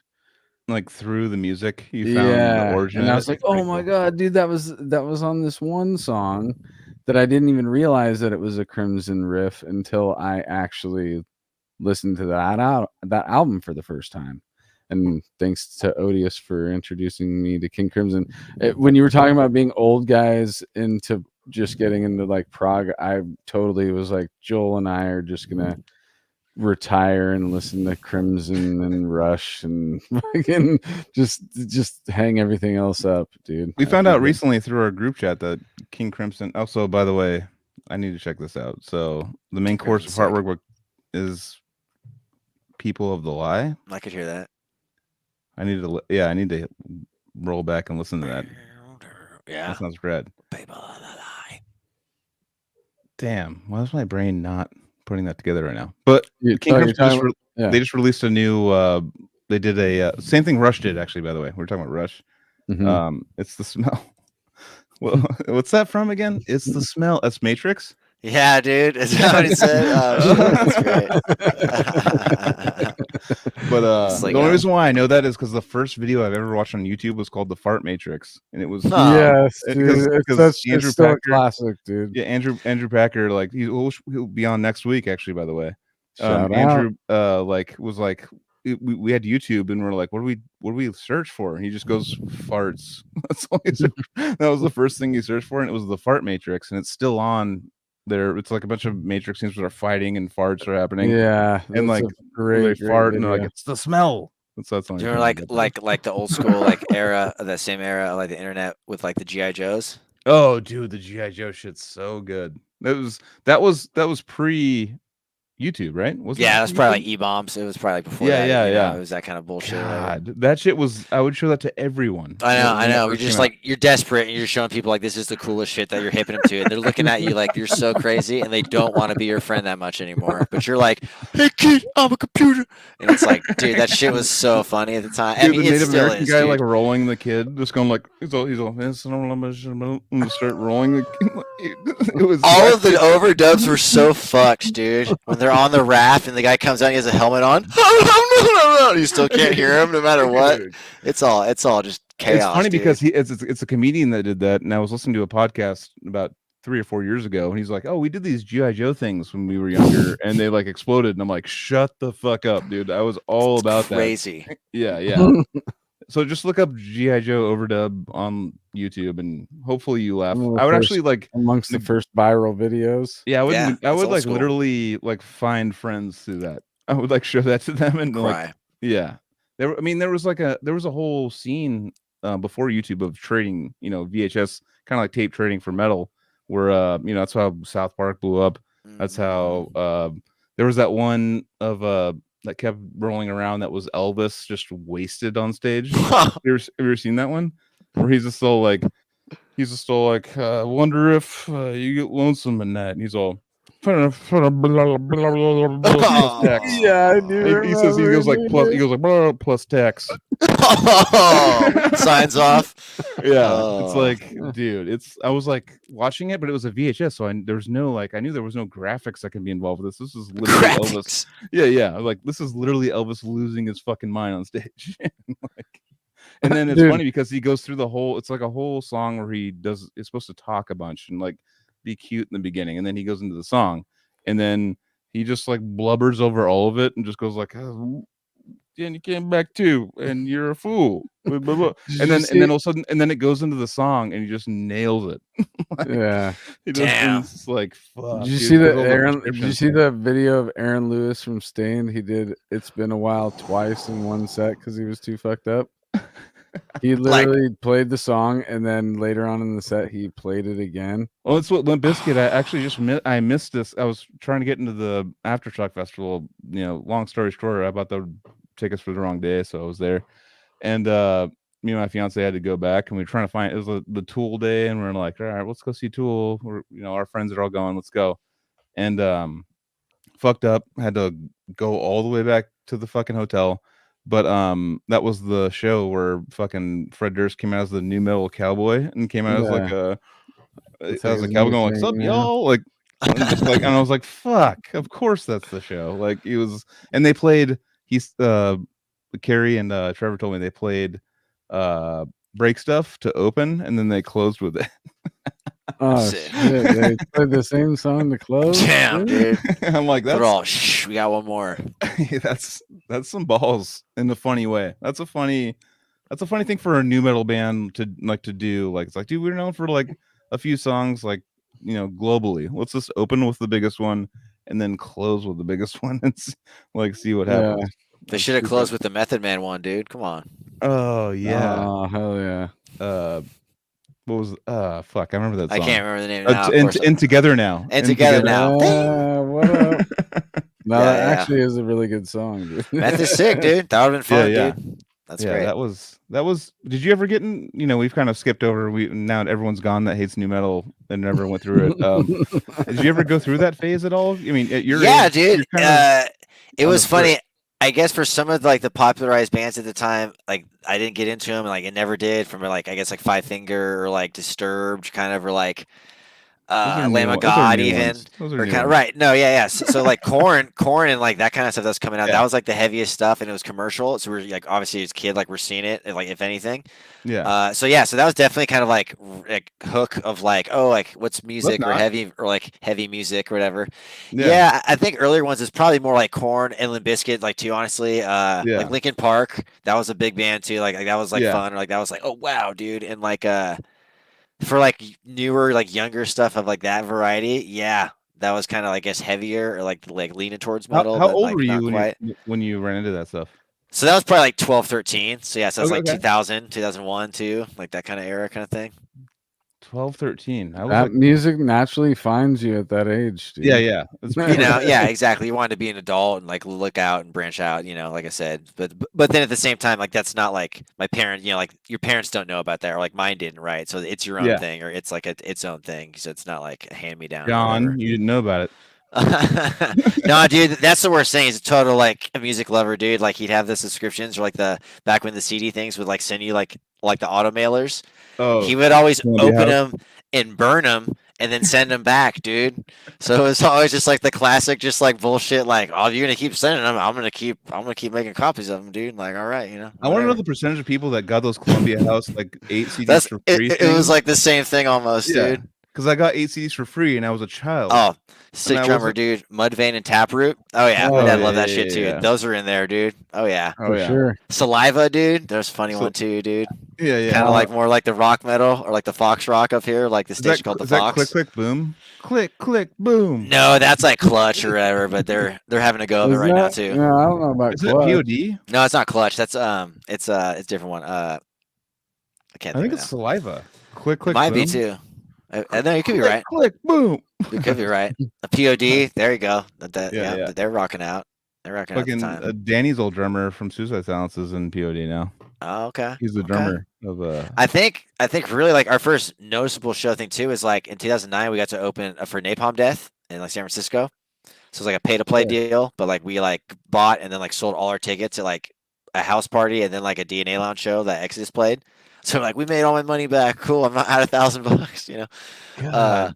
So crazy. how much? So a pay to play gig. So to give that people was with Golden Voice, dude. It was one other local from San Francisco and that opened, and then we played, and then the touring package played. That was like Trap Them and like some other band, and then Napalm Death. And that was a trip, dude. Being at like the Regency and having to be there hella early, and we're there like 3 or 4, like getting to load in with our shit stuff by comparison, right? And we go into like where there's normally all the merch and the band set up, and it's just Barney on like one plastic table is just eating sandwiches. You know, there's just like 3 little things You're out. like, he's a human. He's having some catering. Yeah, like we're total like 20 or like 21-year-old fucking hyper dorks. Yeah. You know, it's so just annoying. Probably it's just like bum rush and like, oh dude, like you're Barney Green, like you know, like this is so cool. But he was so like humble and like kind and like easygoing about it. And he was just like, hello. You know, this super sick accent. Yeah, and like we're totally like taken from it because it's so cool for us, you know, especially like, oh man, he has an accent. Like it's so fun. And like, and obviously to get to see them like at the end of the night, like it was just like feral, dude, like so intense too. And like for like being like, you know, older band or whatever too, it's just like they brought it, dude, and had all that stage and like they needed to do there. He's running around and like Mitch was still like they were cutting up hard, dude. That's awesome. It's intense, dude. Kind of like the Mick Jagger of death metal, kind of. Just still they're going, sick, dude. There's something it. about like their like tinge of the UK death grind and like their mix and mash and stuff. It's just it's great. And, like, you know, and like they have such a deep catalog and people, you know, they forget about them. Like they fucking rip, man. I think what is that? Harmony Corruption. That was a big one. Oh yeah. On top of, you know, I mean, Fear, Images, Despair. Like they have so many just to pull from, but they're like they're a great outfit. You know, in so long. Yeah, Napalm Death was always like kind of like a underlier for me that I kind of waited until I was like in touring death metal bands to actually give a valid shot. And yeah, they're like super hard working and grinding, man. You think like them and CC like never really stopped and other kind of stuff. Totally. It's like crazy, dude. They're still going. They're still booked on. Actually, I was watching. I want to get into Lamb of God. Lamb of God is a band that they're a hardworking band and all the things. Oh, totally. I've never got into them. I cannot get into them. That's for me like one of that new wave of American like metal, it's called or whatever, kind of coined at that like era. Post Pantera. Yeah, like for some of that stuff, I just kind of hit and miss and couldn't really get into it. And then I like at the same level of fairness, we were so kind of then just getting into like old stuff that was heavy or whatever that it wasn't like. I mean, you know, we're listening to Rain of Blood and Kill 'Em All. It's like I don't have time to listen to like modern band that's not the same. You know, it's like it's not fair by any means, but it was just like just never really stuck. They're talented as fuck. They're talented with some of that stuff. Oh no, oh yeah. I mean, obviously, like all these bands are making a living in like Crush, and like there's evidence of that. It was just as a kid or just coming up, it just like that like stuff didn't resonate or didn't quite hit, or we were so, you know, pigeonholed into certain stuff that we just didn't have the ears for. I'm super open-minded nowadays too, though. I'm like trying to be like, okay, I miss Lamb of God. Oh, there's so many bands. Yeah, there's so much to listen to too. And I'll be like, I'm gonna give them a valid shot and just like listen to it again. I'm like, okay, I get the allure. But I've like worked with some of like School of Rock kids who are super talented and like rock the metal stuff, and like they've covered some Lamb of God stuff. So yeah, like they're fucking jamming out. You know what I mean? It's just so funny of just like, you know, like I've talked about this like with other people like in my band, just when and where you hear stuff or exposed to certain stuff, whatever. It's like that's, you know, part of your like attachment or how you're hearing these things and how they're delivered too, right? So everybody has that soft spot for when and where that they heard a certain thing. Exactly. You know? It's the nostalgia of when it came out. Yeah, even though so it's like that's not as heavy as that, you know, it's obviously like you can't be subjective about those kind of things. But the Lamb of God videos of when Randy was still drunk and his own band he had to knock him out and stuff to like and I was like, whoa, this is actually like it's one of those bands that's like, fuck, these guys are like gnarly metal band. They're like beating up their singer and shit to like calm him down because he's too hammered. And he's like knocked out on the pavement, and they're like, "All right, put him on the bus." And dude, you gotta throw some OG points too. Here back to John, dude. A tiny planet in an obscure part of a far-off universe. He's all quoting the Deeds of Flesh bit from Inbreeding, dude. The sample. Fuck yeah, hell yeah. Love that shit, dude. That's one we blasted in the garage hella times, dude. Just Hulkamania, brother. Getting the reps in. Getting the reps in. Your dad's quoting Deeds of Flesh right now. That's insane. Saying your prayers, taking the vitamins, dude. Washing the weed plants, getting the reps in. You gotta have it balanced out, brother. This is probably one of the first times we've had a guest on that, obviously with the dad in there is fucking rad. Fuck yeah, my dad's born in '60, dude. So yeah, that's crazy. Like going from all the music that he's gone through and then being down with death metal is very rare to me. I don't really see that very often. I think it's just a testament to people being open to stuff and like ears, but then obviously I think too, just like like father son bonding and just like I was so into it. He was totally willing to like he's seeing you shred, totally willing to try it out or whatever. You know what I mean? He's seeing you like really being successful on guitar, and he's like, okay, well I'm open to the music that you're listening to because you're fucking killing it. So it's like actually kind of like as a dad, you'd probably like be like, fuck yeah, I'll check out the shit that you're listening to because you're doing great at your instrument. Yeah, as I said, it's like all of us really, it's like total like support from like our parents in terms of like place to do this and like what we're listening to or whatever, you know what I mean? So it's like that was always just like super, super nice. I mean, once we were teenagers, like we're having to like, pay or buy for instruments or like navigate all the gas. Like, do you think you would be where you are if your dad was like fuck metal? That's like super interesting because he like was listening to a lot of like hard rock or heavier stuff that I'd heard, you know what I mean? So it's like super hard to say. I guess one way is you think if somebody's oppressive or says no to that, then that might drive you into like even more. Yeah. So I don't know. I guess like it probably just would have found me in a different way, or like a little bit later, or like it's just hard to tell. Like without the backing, like that's different because like but folks definitely helped me, like buy a few instruments or like help me out getting like more professional stuff or like all those kind of things. So yeah, probably just would have taken longer, or a different things. If it's something that we still wanted to do, we still would have got it done. But it's just different path. The same. John's like one step away from being Wolfgang from Defeated Sanity. Dude, he's like the Bon Scott version though, dude. He's like the vocal dude. You know what I mean? Yeah, he's got the more the prowess for that, dude. Yeah, no, it's super fun, man.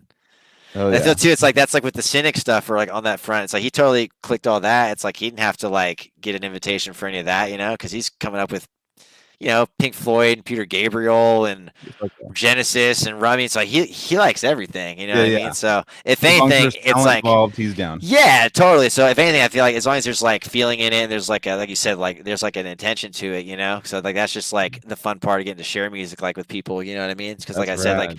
Yeah, like we play stuff and exercise or hang out like in the garage, and the same like when my other guitar player Josh, like he lived with me like for a while too, and we do the same. We get to share music or just kind of like play stuff, or like what are you really into right now, or like or what about this, or blah blah blah. You know what I mean? And then it would always be funny because like my dad would always have these like suggestions for like tunes or different things. It'd be like, what about this Nazareth tune, dude? Or like, what about Sales of Sharon from Scorpions? You know what I mean? Or just like cool things that he would hear, or little things like you saying about these Easter eggs. He would just hear stuff, or just like, oh, I hear this and this, or different stuff. So it's always a trip hearing stuff from folks. So your dad's your bro too. Your dad is your totally, brother. Dude. Yeah. We were really able to hang out when he was growing for a while at home, and then just kind of just getting to click over some bonding over that, and just getting to like work out and find some kind of like activities that were like really mutual, So I just had this conversation. I had this conversation with my coworker recently. He asked me when I work out, do I like to smoke weed before I work out? Were you guys puffing before you get your reps in? Yeah, and you know what? For like a personal admission, dude, I didn't smoke weed till I was 20. So I wasn't like in high school just being like behind the bleachers or whatever. I was like total like you know what I mean? Didn't touch or anyone. I didn't like do anything like that. Like, which is fine. You know what I mean? It's probably actually better, dude. For the better. Yeah, man. I had a hard time passing high school anyway. You know what I mean? So it's just but I definitely feel like for me, like with any of those kind of things, like with substances, just like with weed, like what that lends itself to, playing music or listening or just any kind of like art or medium.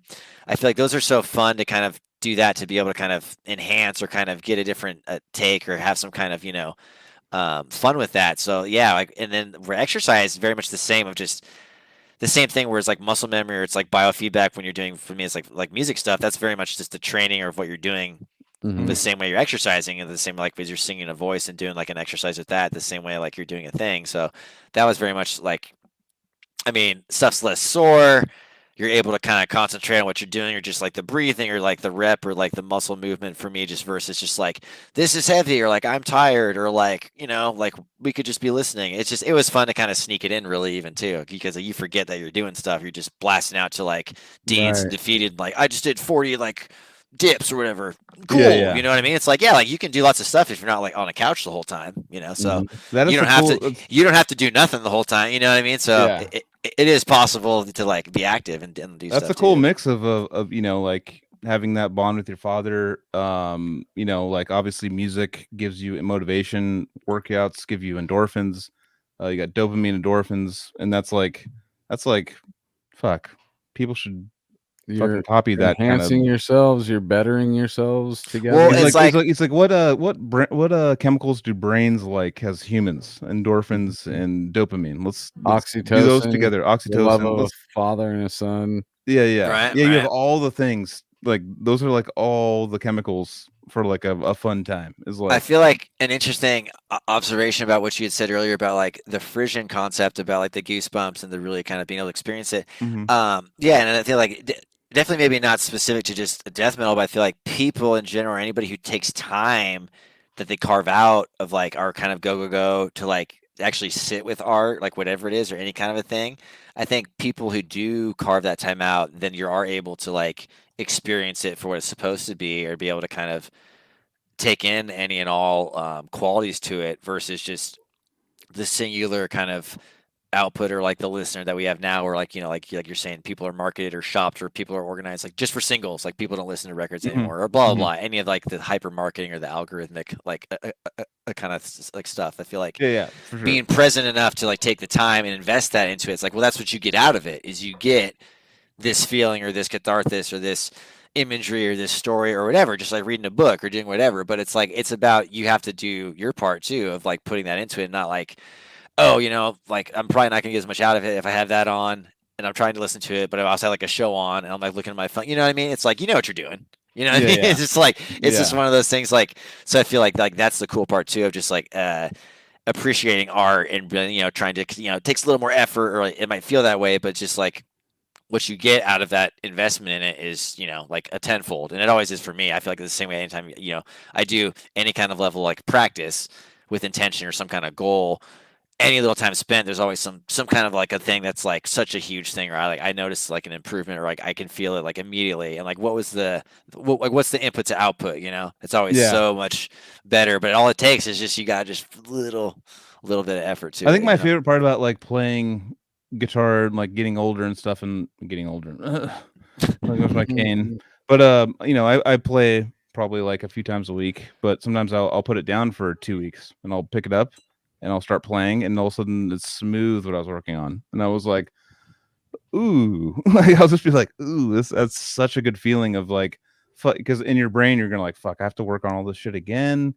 My brain's not gonna like adapt to it because I had to work on it so hard last time and I was having trouble with it. My brain was like doing it so much and getting into a rut, but then like you pick it up and it's just like a smooth thing again. You're like, or not again, but for the first time, it's like, oh fuck, I got it. You know, it's like when you make that, when you go over that mountain, you get stuck on the mountain, you put the guitar down, you take a week off, and then you're like, fuck, I guess I'll start over again. And you pick it up and then you just conquer the mountain. Right. For me, it's like one of my favorite things about playing guitar, like nowadays, of just going like, fuck, I thought I was like stuck to a point where I was fucked. I can't get past this, you know? And then you pick it up and it's like, oh shit, it worked. Right. Like me doing that a million times worked. And obviously, if you do a thing a million times, playing music, you'll be in a rut, and it gets shittier until you put it down. Diminishing like return. Yeah, exactly. And then picking it back up again. You know, I'm noticing that about this. Used to be like, you know, practice, and then I would get it, but it'd be like practice and then start like devolving. My practice would devolve. And I'd be like, I can't even hit the simplest shit. I get all pissed off, put down the guitar, be all like angry about it, then pick it up a week later and just nail it. And I feel like that's like such of like the psychological aspect of it too, and like those different things, and like the confidence part, and like all of that, right? Of the like, oh, if I don't like practice or for this, it's like you need to put it in your head. It's just like then I'm not gonna be ready for the show, or like that part's gonna be hard or whatever, and then like that's how like you're seeing it or whatever. You know what I mean? So it is interesting. Yeah, just like with the amount of experience or whatever that like we have, that it is so much more of just a mental thing, and you're just like having to visualize or see like that's what like we hear, right? You have to see yourself or like picture that like you're playing it or like you're doing it that way, and then like more or less it's like we're able to do it, right? And, like we're able to pull it off, and like that's what in my coaching, or just really it's fun. It's funny, right? In my work with students at School of Rock or coaching, it's more of like like you're teaching people, but you're really teaching yourself or like thinking about stuff all the time, right? So I feel like that is such like the quintessential thing about performing music, especially if it's like original music, right? Because nobody else knows how it goes, or it's like your thing that you're kind of you're manifesting like in real time. And the same thing like when Anthony asked about like the jazz and the improv stuff, it's like it can only fail if like you don't like have confidence in the idea or like see it through, So that's like that only margin for it not working out is just like if you just you got to be in it the whole time or whatever, and like that's hard, because like there's definitely times rehearsing for the show or like for my band, whatever, I have to like these rehearsals, I remind myself, oh, like this is like show mindset or whatever, so I really try to stay no like we're not in the garage, like we're not like in my friend's room, no, like this is it, so like this is the output, and like all these things we're trying to do it right just to rehearse, so then when you're at the show you can do that right, because it is kind of like that challenge of trying to like trust that, and then trust your like your confidence and your ability, and just be able to kind of like you step back and like and then you can have fun, or or you like you don't have to sweat it like as much, and then you just play, and it's okay, cool. Yeah, I'm finding out my old age, and this is the alcohol speaking, that I'm actually noticing things I'm doing, and people are like, "Oh yeah, it's like because your confidence is low." And I'm like, I think you're actually like when you said that, I was like, "Fuck!" Like I have this issue where it's a confidence button, dude. Well, when like I can play in front of 10,000 people with all my friends, easy, not a problem. But if my best friend sits across from me, I get nervous and can't play correctly. Like, oh yeah, I get like super weird, and like things I've been nailing the whole week, like with me and Carrie and stuff. Like he's my absolute best friend. We were little kids playing guitar together, and there's things that like I'll try to show him, and I just can't play it in front of him. I'm like, what the fuck is going? And it makes me like trip out. I'm like, I'm an overthinker like to the max, So I'm like, okay, you've nailed it. So my brain's going through like it's a polyrhythm. My brain's going through a polyrhythm. So I'm thinking about 3 different things while trying to play the guitar. So it's like, and yeah, so it's something I've been noticing lately. I mean, I've noticed it my whole life. Of if we're all jamming as a group, I can nail it. If focus is not on me, I will be fine. Everything's great. But when focus goes on me, I'm like, oh shit, it's on you now. This is your, like anytime there'd be a spot in Decrepit or Odious for it just be like, it's just you playing, or me doing a part, I would be thinking about that part like 4 riffs in advance, just going like, fuck, this is my part. It's coming. It's like, all right, 3 riffs. All right, 2 riffs. And I'm like, I have this like timeline in my head that's like, because I think it's the way that I watch other bands, and I put the same level of integrity in how I watch them and what I think I should put out. It's pretty much totally. Yeah, it's kind of what, and if you guys want to go fund me for therapy, I would. I'm just kidding. I definitely feel that, especially like with metal and like and stuff too. Whatever, like there's such like that precision element to it too, and then just like coming up doing it too, and like the tech or the death stuff. Like there is like that kind of like I guess like mastery like of your instrument, or just like you're like you have like the facility on it, so it's like, yeah, dude, like crush the riffs, you know what I mean? Totally. So yeah, so like that's always in there too, but I just think too like for live bands and live acts too, it's just like I would rather take more grease and mistakes and like intensity and like that like whatever than like hyper polish and it's like a bunch of Tin Mans. Like like a live show, you know what I mean? Totally. So there's that part of it too, and even like with recordings, right? Like what's coming across or whatever too. So like that's just like a stylistic thing, but definitely practicing or being able to pull it off live for me is like such a cool and kind of like an intense thing too, where it's just like it just takes all that too, and like just what you described in that whole process. I've noticed that the whole time too, and I think when our band like before like Burning Palace had gotten back, because we'd played a long time, like 15, 16. to like 24, like active, like really active, like, you know, not like touring, like, you know, sign acts, but it's like constant and just always playing. And so when we kind of had taken a hiatus from playing live before, so coming back to it, it was like pretty like nerve wracking and kind of just like, oh, okay, yeah, like I kind of like remember like what this is like, you know. So definitely had to kind of like negotiate all that, but I think we have it down pretty good now. Just like, you know, have like we're rehearsing for stuff and just feeling good about it, and then just I feel like too it's just noticing and like what's making those takes or like being present or not. It's just really funny. It's just like what I've told students too, and just having to tell myself on like show days or different things. It's just it's like I can't be examining or be criticizing what I'm doing as I'm doing it. Or like the show, you know what I mean? Because then you're splitting yourself. Hard, because man. then you're not playing the song though, because you're listening too much, you know? Exactly. So it's such a fine line of like what you described, which is real of like, oh, like we are playing and I am making sure that my amp's on and I can hear it and the sound's right. So you are still doing that, but then it's like, no, you're more focused, at least for me. I'm like, you're hearing the song, you're doing the thing, this full as light's dead. Yeah, but it is that like constant battle of just like staying in it, and then for me too, of just not getting turned off. Like, oh, you hear a thing and like, oh, like that part kind of got flubbed or that thing got missed, and it's like, don't fixate on the entrance getting mixed and let it ruin the song. You know what I mean? Because I can totally do that. Of like, oh fuck, like that little part got mixed. Constantly. I'm kind of like hyper annoyed. But it's like, no, man, like there's a whole set and a song right now. You know what I mean? Like, I think my defense to that, I think actually, and Anthony could attest to it, and every person that's been in the band with me can attest to it. Whenever someone fucks up, I think it's funny. I laugh. I think it's like because I know we can nail it. I know. Totally. You know, and so like when someone fucks something up, I always go to comedy. I'm like, you know, like it's like funny to me, and really what it is that's like a calming thing for me. It's like, all right, well, I know you can nail it and you fucked it up. Thank God. Because I know that I now have my chance to make a mistake too, and it's fine. You know what I mean? And yeah.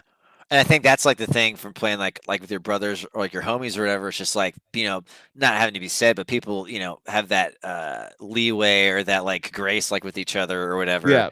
Yeah. Of going over parts or learning or whatever. But yeah, man, like definitely like people get frustrated at times, or just if it's like for like a show or like a rehearsal, whatever. It's like, yeah, like we're trying to like nail it, right? We're trying to do all of it right or whatever. Yeah. So, you know, trying to manage like those expectations, like when things happen. But definitely, yeah, like nobody wants to mess up, right? I mean, nobody wants to be like, oh, cool, like I totally flubbed the hit or the cutout or like I missed the whatever, you know. You made a really good point though, like when you're like coaching people that are in the middle of the riff or in the middle of the part of the song, and they're thinking about every little thing or one note was kind of missed. Like, what besides like don't trip on that? Is there anything that you give them? That's the only thing that I've just been working really hard, like just for myself, just personally, to just like enjoy it more, because it'd be like, dude, it's like I said, like we're playing music or we're having fun. It's like it's still fun overall, right? So it's like so like that's what you said. It is like, because I'm the same way. It's like it's super tough of like the analytical part, or just wanting like a quality control or just whatever, you know what I mean? You just want certain things or expectation or wanting whatever, but then it's like, well, that can't overtake the enjoyment of the experience, and then it's like. Like I said, it's like they can't let that throw off, you know, okay, but like, you know, if that's like such a small thing that like, you know, audience or like the totality of the takeaway, it's like you're going against your own thing of like the intensity of the show's there, people are going to forgive a flubbed thing or whatever, you know? So, or they're not going to notice unless exactly. Yeah, exactly. They don't even hear it, you know? Like we're the ones that notice our mistakes way more than anybody else. And then I just remember that I watched like those videos of Mike Gilbert playing blindfolded, and you're just like, come on, man. Like, I know. He's like my favorite death metal guitar player. I tell him whatever multiverse timeline that like we're in, he somehow made it here too. And I don't know how many people know that or realize it, but he's here floating around. But the thing is about him though, is he is at that level. He is how I am at my level. Like he is. Yeah. He I know, right? After a show, he'll be so pissed himself. He'll be like. And I'll watch him play, and I'm like, you nailed every fucking note. I remember seeing of every the Sever song dudes when they fucking toured. It came out for like 2012, like Las Vegas Death Fest too. But you guys played up in Santa Rosa, like where I live too. So we saw you there and at LVDF, and like with Oleg, like shredding out, you know, on like the guitar too. Yeah. And just watching like Mike play though too. because like we'd only ever seen like old footage from you guys like jamming like the Pound or whatever. Yeah. And then just like some stuff, and it was just like but just to see like those songs and like updated like roster or whatever, it was just like stupid heavy, and hearing like Question and everything, and just like oh, and it's just like I said, it's like obviously like there's not nearly like enough people there to like appreciate like the music or like what people are doing, and just Mike's hitting all those fills or all those parts like with it has all of the effects, it sounds hella good. It's like this is stupid live, dude, you know what I mean? It was like the necrophagist shit. It was like this is like pressing play on something, dude. It was crazy. And It's then almost just like gnarlier than necrophagist. Like oh no, it is because it's less melodic and all that kind of stuff, like for sure. And just like some of like the frenzy parts and the hits, it was like fuck, dude, like that's just as tough as any of it, man. Because of Troy in there, and like Murdog was in there too. It was like, dude, it's gnarly, dude, for sure. Just how fucking hard. And Rewards of Cruelty, dude, has like my favorite like a dive bar. Just sounds like somebody getting murdered. Like it's my favorite like recording of a dive like and ever. That song probably. Is about somebody being murdered. I know, but just at the very end, dude, just that. It's just like, damn, dude. Like I can't think of one that I like better that sounds that evil, dude. It's just like.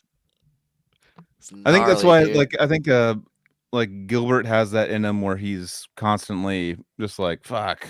He's just so like almost of like calm and like composed and like very kind of like robotic almost, you know, at least obviously just me like observing him or just whatever, you know what I mean? And he talked to him, it's fine. But just watching him play and stuff like that, I was like just like the precision and the discipline and stuff on everything or whatever. It's just like insane. Gilbert, he's in that new Netflix One Killer, dude. Like that's just like he's got them all lined up. Why I always try to whenever he comes on, I'm just like my favorite guitar player, my favorite death metal guitar player. Hey, he's here. My favorite. And that's he hates it. And same with Casey. Casey's like one of my favorite death metal drummers of all time, and he's been bands with me and stuff. But if you call him out and just be like, dude, you're honestly one of my favorite. I was trying not to chop him up too hard because it's like, dude, it's like I remember Casey with shoulder length hair playing like in DB, and he'd look gassed, dude, like doing these fucking parts, and he'd always make them out, but it was such a raw element to it. It was so fun to watch you guys play because it was like, fuck, dude, he's doing all these jazz breaks and all this shit, and he's just back into and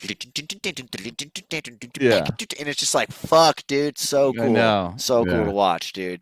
It's like if that guy had an ego, he would be the new drummer of Slipknot for sure. If he had like an ego, dude. That's one thing about him though. He's like he would be making tons of money.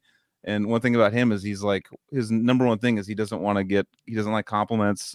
He doesn't like to. He thinks he just needs work. It's the same thing with Mike Gilbert. like they think that they think they suck, and I'm like that's what I want. That's why I strive to be like you. I don't know.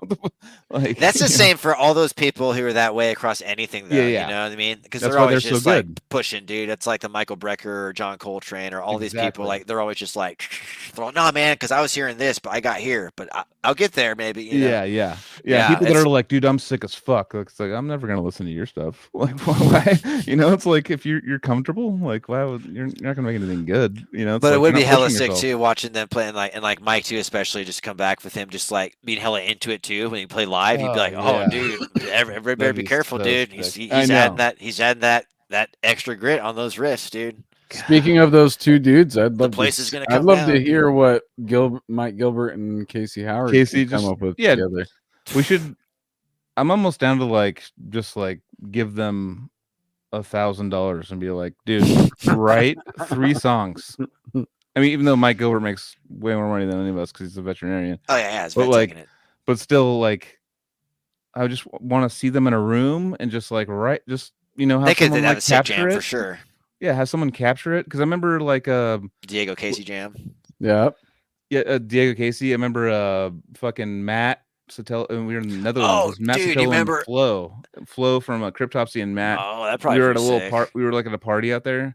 And we were just like, this is the sickest. Like, why the fuck is this not being recorded? You know, like we were like, we were just like, everyone was going like, fucking, like all the Behemoth crew and all the people that are just going like, fuck, this is so good. Like, and they were just freestyling, and they were just they just connected, you know, and it just sounded like they were playing full songs. For like so sick, minutes. Yeah. When they're just reading each other out, dude. Yeah, so and fun. I was like, oh, and Flo was like throwing him stuff, and Matt was reading it, and Matt was throwing him stuff, and Flo was reading it, and I was like, this is ridiculous. This is like, these two guys can just flow. And no, his name's Flo, but literally like they were just flowing off each other. Like it Matt was Sattel flow. Oh, I got him, dude. Funny story about that, dude. With that whole connection in the scene, because we were so like into you guys. I remember on fucking old socials, dude, on MySpace. Oh shit. MySpace bullies, dude. Like the bulletins, dude. Matt posted on there. He's like, "Hey man, I'm selling my old Vader cab, dude. $250 cash." And I was on there, and it was like a Friday. I didn't work, and I was like, "Dude, I'll buy it." And he's like, "All right." And he gave me his address. And him and my buddy Josh, like, "Dude, you want to go with me?" All right. So we drive down to fucking Santa Cruz, or whatever, you know what I mean? Whereabouts, and like show up, dude. And it was like total dorks and all fucking like crab walking deal, you know, like. Where oh did my you God, show up? this Do you remember? house. Do you remember where it was? It was like in an Soakwell? alleyway. Was it like Soakwell? No, it was like out in front of like a apartment or house or some kind of a thing. Oh, yeah. okay. It wasn't like a dark alley or something. No, but it was just funny because he just pops out of his kitchen thing or whatever and his like Vader. But it's great. I like still have that one. Still works. Still use it. It was That's like the first awesome. like pro like cab I Yeah. had. That's But yeah, sick. it was just sick, dude. It's like, dude, tried and true, dude. Hella DB riffs went out on this, dude. Oh yeah. Yeah. I know. Yeah, It's like that shit's me and Paul. riffing, Me and dude. Paul were talking after Paul came from Senate was on, and he was like, "Oh, I'm selling the module I recorded not focus Tracing air or something. Yeah, tracing air on." And I was like, and I saw it like all late, and I'm like, Paul, like texting him like, "Let me buy it." Like I just want like a cool piece of memorabilia. It's kind of like the Spawn Possession. There's a Mesa Boogie. Oh shit. Like a power amp that Nice. from Flatpick Studios. And I was like, dude, I need this. I need to, and it was just like gone before I can get to it. And I'm like, I just want like one of my favorite albums. I would just love just to have the piece of equipment that made it. Just that's art to me. It's like having that thing, dude. It's super cool. It's super it's so interesting with that part too. Just the relationship with technology of these bands and some of the different music and how that shifted too. Like watching bands do that stuff too. So it's fun. Like for us, our bass player has a amp modeler and it sounds great. I think he has the neural DSP thing. DSP. Yeah. I don't have a modeler yet, but I was going to ask you what you're using, but for our guitar stuff live, we have a solid state old school amp. We have like one of the old like the amp pegs, like the 140Cs. Yeah, just a classic. Nice. Oh yeah. And then an old school classic PV 5150. So just those are both expensive ass fucking amps now. Yeah, man, they've really blew up. I got the EVH, the 5150 as my first kind of like pro amp in like 2009 when I was like 21 and had like some, had like steady part-time work and I could like buy like, like my own amp or whatever, that was like a nice one. It was like tube amp, just like way too loud for my room at my house, whatever, you know what I mean? Just like stupid. So like that sounds great. And then just obviously like the learning curve of like, EQing a tube amp and it sounds what it sounds like when it's turned up and all these things you just don't know. Like power issues. You just don't, and just learning about all that stuff. So like that was cool. And then like I got the Ampeg in 2015 and it wasn't too bad. I think it was like $700 or 800 maybe. And then I got the next model, like the Ampeg 150, which was like the same thing almost. I got one of those in like 2020, I think during like the Pandy and like was able to like sneak that out. But those are cool. But then like, inevitably like we've captured them in different things. And there's like the Sneck pedals who's like made like the Ampeg circuit or pedal and like head or whatever again. Cause like those will fail at some point. The 130C or whatever kind of thing. Yeah, that's right. And I had one of those too, but then the board it just died. So like, and then just, like invariably just like, you're moving them around and it's like the 5150, I have a hard shell. The other one, I need to get one, but it's just like, move them wherever, like I said, like something's going to give it like at some point. So it's just a matter of like, the modelers are just updating, getting like 6505s and running whatever, to move it around.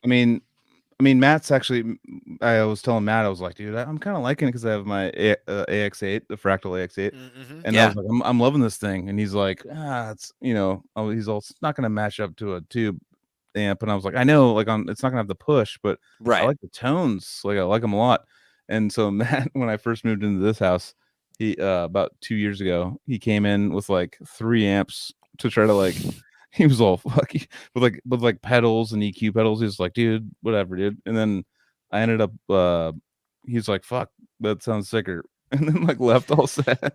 They all sound good, man. Yeah, it's kind of, I was kind of on that kind of like hill to die on too for a while. But just the more I hear about it and see people across genres use them and stuff, whatever, it's like it's undeniable. Like they sound the one good thing and, that like, they needs get to, it done. You know? I think the main thing that people are missing with it, and not missing, but it's easier to do, is to go, direct into the house, and then you got your direct into the house, but you have no stage sound. So if you're going up close to a band, or you're standing backstage with a band, you're watching a band, you can't hear anything except drums, and there's not that stage sound. Because So, it's just what the house has to push out. Yeah. If you're in front of the house speakers, it's quiet, and then they can hear everything in their ears. But like the house, if you're in the front, you can't hear shit. If you're in the very front of the audience, you can't hear anything. You can hear the drums only, and then maybe a little guitar. But like, it's without monitors or stage sound going forward to the people in the front. Well, and like you guys just probably know from your experiences playing live, man, even doing sound checks and trying to do it, then sometimes you're there and it's like all they can do, and you're like, this is noise. Actual show time's totally different. Oh yeah, or just when there's people in the room, or how it fills out, or the sound travels, and it's just like, and even doing the sound checks, you're just like, we gotta just do what we can, and like, we know the songs. This is what we practice, but yeah, because there's some things where you're just like, fuck, dude, I can't really hear anything, but I'm gonna listen for things I know. That's what I would play. I would always tell we're gonna still have a good time. Yeah, snare and kick and the monitors, and then a little bit of guitar, and then nothing like for me, just growing up and like playing like other kind of clubs and stuff. It's always just so it's just, God damn it, like when there's just the PA, the house PA just doesn't have enough juice, so you can't hear like the vocals, no matter what style of music it was. It was always just like, fuck, dude, come on, man, totally. Like we can't even do it, dude. Like, what are you doing? Damn. Coming up with like ways to adapt before technology has kind of helped us out was kind of a tough route. Just like every time getting on stage, like, all right, this is completely different. All right, well, like especially when doing those summer slaughters and stuff, I was like, all right, well, this is like they would hit like fucking drum hits, and it'd be like just echo into the fucking nothingness. Man. And I'd be like, all right, well, just give me only snare and kick. Like, I need to know like where those are stopping and starting. I need to know the count outs. I need to know all that. I'm not gonna sound like shit on stage for like if you're like a fan, it's like just only thing. It was like a metronome, basically. I feel like that's an added challenge that people don't get or don't know about if they don't play too, or different things of like, that's almost like actors doing green screen. It's like the imagination's all on you. Yeah, exactly. You know what I mean? It's like, fuck, dude, this is hard. I have to imagine and hear all this shit, and it's supposed to be right. All right. I know, it's a trip. It's such a trip. But that's such a like an in time, like fast muscle. Like it's such a go kind of skill set too. That's like so unique. You know what I mean? Yeah. You're only doing it if you practice enough too. Like it's like whatever, we can do it. Like let's not worry about it. We're all a unit. Let's just do it. Like if I can hear very minimal of this or too much of this, like let's just go. We've never had the power at the level that we are as performers to ever really manipulate that. I'm listening to you guys talk, and house sound has never even been a priority of mine. It was always just, could we hear each other? Yeah. That was the main thing that I'm always paying attention to. I'm not paying attention to what it sounds like to the people out there. If we can hear each other, then it's easier to perform, obviously. But yeah, those conditions to have a good sound on stage, have good crowd sound, that's where the big money's at. We don't have the big money, so then we got to deal with what we deal with.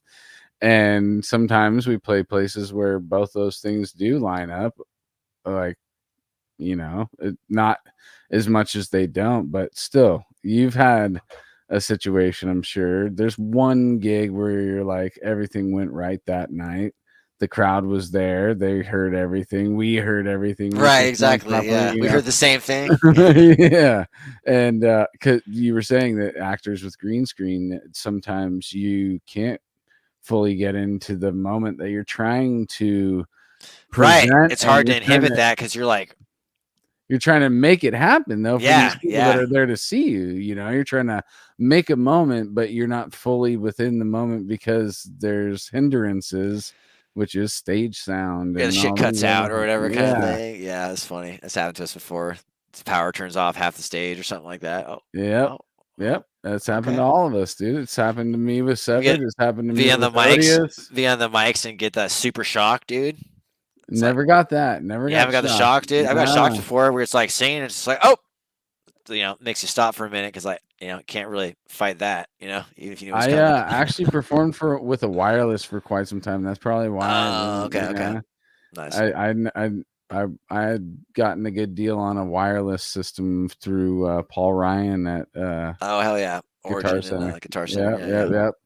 And so that's probably why I had lowered my chances of experiencing something like that.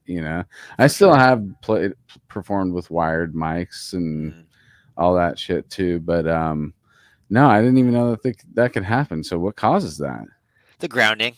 Yeah, it's not grounded out right, or it's not whatever. I mean, it's all like electricity, right? We're playing through it. We're tapped into it. We are electricity. It's just one of those. Crazy. And you just I've had it too, like with mic stands too. Whatever. I had like bottom of my teeth. Whatever. Have it like chipped off because you get a mic stand and get a mic into your teeth. Yeah, I've busted myself in the mouth with a mic a few times. Time of that, you're just like, oh. There was this one little chunk of time where it was almost guaranteed that I bite the inside of my cheek while performing. I knew it was going to happen every fucking time. Just there'd be some part where my mouth was just going too crazy and I'd chomp down on the side of my cheek, dude. And I'd just be like, oh, there it is again. And then finish the set with blood in my mouth and it was just this weird thing and it would always be the same side. Like maybe there was this one part of a song that I didn't realize my jaw was doing a weird tweak action to catch my cheek in it perfectly, because it would happen almost every time, dude. That sounds very like performative, almost like a Travis Ryan or like a Lord Worm, like a level of just like added element to the show, whatever. I know Travis will spit, and catch it and all that kind of shit. That's to watch him, dude. It's been fun to watch them, blow up and and become bigger. And we got to see them kind of through our area, kind of slowly be the band that they were the band for a while that people were like, they're opening again. People were bummed, Cattle's opening again, and now they're the headlining band that everyone wants to see. And I'm like, fuck yeah! Watching them kind of riffed out hard too. Yeah, they're good, man. Them putting the work in and just getting, they got signed to a major label, did the things, and I remember seeing things at the Pound where people would be heckling them and that booing them, or I remember one time we must have played a show with them, but Travis was he's sitting there just going he's making all these crazy faces. He's spitting. He's just nailing this dude's he's like, fuck you. He's nailing him. He's nailing him in the face every time. He's like, boom. Oh shit. And just keeps nailing the dude in the face. This fucking sniper accuracy with a spit. And I was like, damn, there's gonna be a fight. And there wasn't, but it was still people were heckling them in the Pound scene for a while. And to see them once they got my fucking bro, and I'm drunk, I can't remember his name, the drummer, Sleep Terror drummer, Dave. Once they got Dave involved in that band just fucking flew, because he really brought that energy to that band that they needed, because they were swapping out drummers constantly back then. It was a new drummer every tour. And then Dave came in, which we knew was a freak of nature because he had played in my house with Sleep Terror when we were, and I remember just going fuck, this guy's a fucking goddamn legend. And then he joined Cattle, and then their whole vibe changed, and they became a gnarly fucking death metal band, gnarly, whatever whatever you want to call them. They jumped up levels with him, and they're now a headlining band that's running the country, running the world around. Totally. Yeah, you gotta also give it to, you're talking about Travis and him being his antics and all that stuff. His vocals expanded even more with that too. Yeah. That's last impressive. Time I had seen Cattle, I was tripping out at the fact that there was quite a few dudes doing sing-alongs to their songs, and I was like, wow, dude, this is an interesting situation, because Travis, has these choruses and other vocal styles that he uses in this extreme death grind type music, Right. and it makes it to where it's actually, you know, possible for sing-alongs to happen, you know, and that's actually rad as fuck. They're not sounding like Travis because Travis is such a unique fucking voice, but they're trying, you know. Yeah, the whole I couldn't try and emulate it under his like yelling and Oh, stuff. like off the newest one, like that kind of stuff. Off the last couple, where he's like, oh, yeah, okay, we're doing more. he has like this like Yeah, it's like a weird goat kind of thing almost. Yeah, exactly.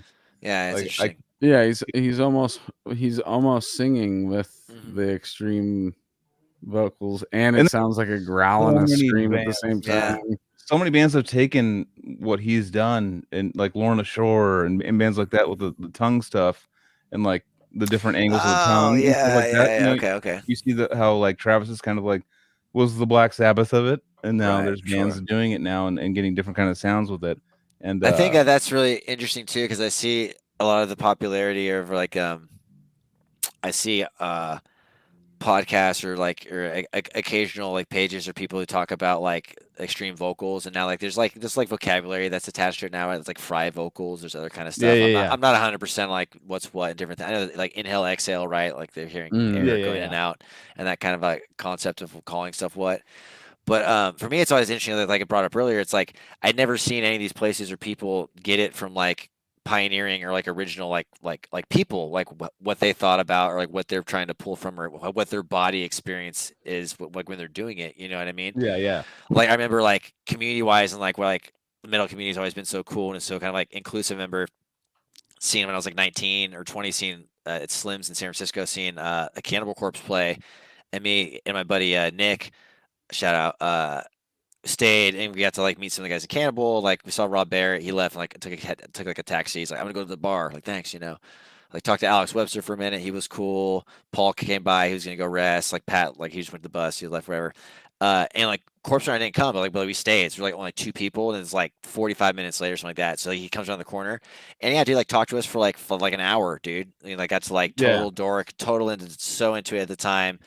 You know, asking him all these questions, and I talked to Anthony, like I brought the same part when I talked to him at the Cannibal Corpse show like a month ago. I was probably the same way. I'm just talking to like a corpse grinder, like in like that SNL bit of like a Chris Farley like interviewing fucking Paul McCartney. Oh yeah. So like, how was that's like that was it 100% of the time when I was talking to crowd. I was like, remember when you were in Monstrosity, and then you had like the 17-second scream on the demo, but the record's only 8. You remember that? Like it was verbatim that kind of shit, and he was so just like that. You're like, those. So yeah, exactly. And he just says yes, and you're just like, oh yeah, cool. Yeah. You know what I mean? It's just like so childlike, dude. It's so good, you know. It's so wholesome. I've met him so many times. He was so nice, dude. He was just just like, sweetheart. Oh, okay, you know. And I was just like, yeah, it's just like, what do you want, a crown too or something? Yeah, it's so good, dude. No, I remember. Still would love to have him on the show, dude. Yeah, it was me and Dan Kenny, and Dan Kenny's like texting him like, "Oh yeah, we're gonna go meet up with Corpse Grinder and stuff." And I was like, "Fuck, like this is like kind of a big deal for me." And because we're like you know hanging out in our hotel room. He's like, "All right, you want to go chill with Corpse Grinder?" I'm texting him. He's gonna come down. It's like 1 a.m. and like in Vegas, and like he's like, "Yeah, dude, we're gonna meet up with him." And like I'm like, "Okay, let's go." And we go. And Corpse Grinder comes, and then Dan Kenny like hides behind a bush and like throws a bunch of shit at him, and he's just all pissed off. I'm like, "Sick, dude. Hey, I'm Joel. Nice to meet you. Who's my friend?" It's like they go to like they've been to each other's Thanksgivings though. They were like very close friends. Yeah. But at the same time, I was like, "Cool, dude. Thanks for throwing water at him when I got to meet him for the I mean, I've shook his hand and talked to him many times, but just like, fuck yeah, good set, but you know, all the things. He's like, we're gonna go party with him. And it's like, on cool. Personal time. Yeah. And he's like fucking, he's all fuck you. He's all like, he's a big dude too, dude. I know, totally. Like... You talking about Slims? There's like a legendary thing before I even, you know, was even playing in bands and stuff like that.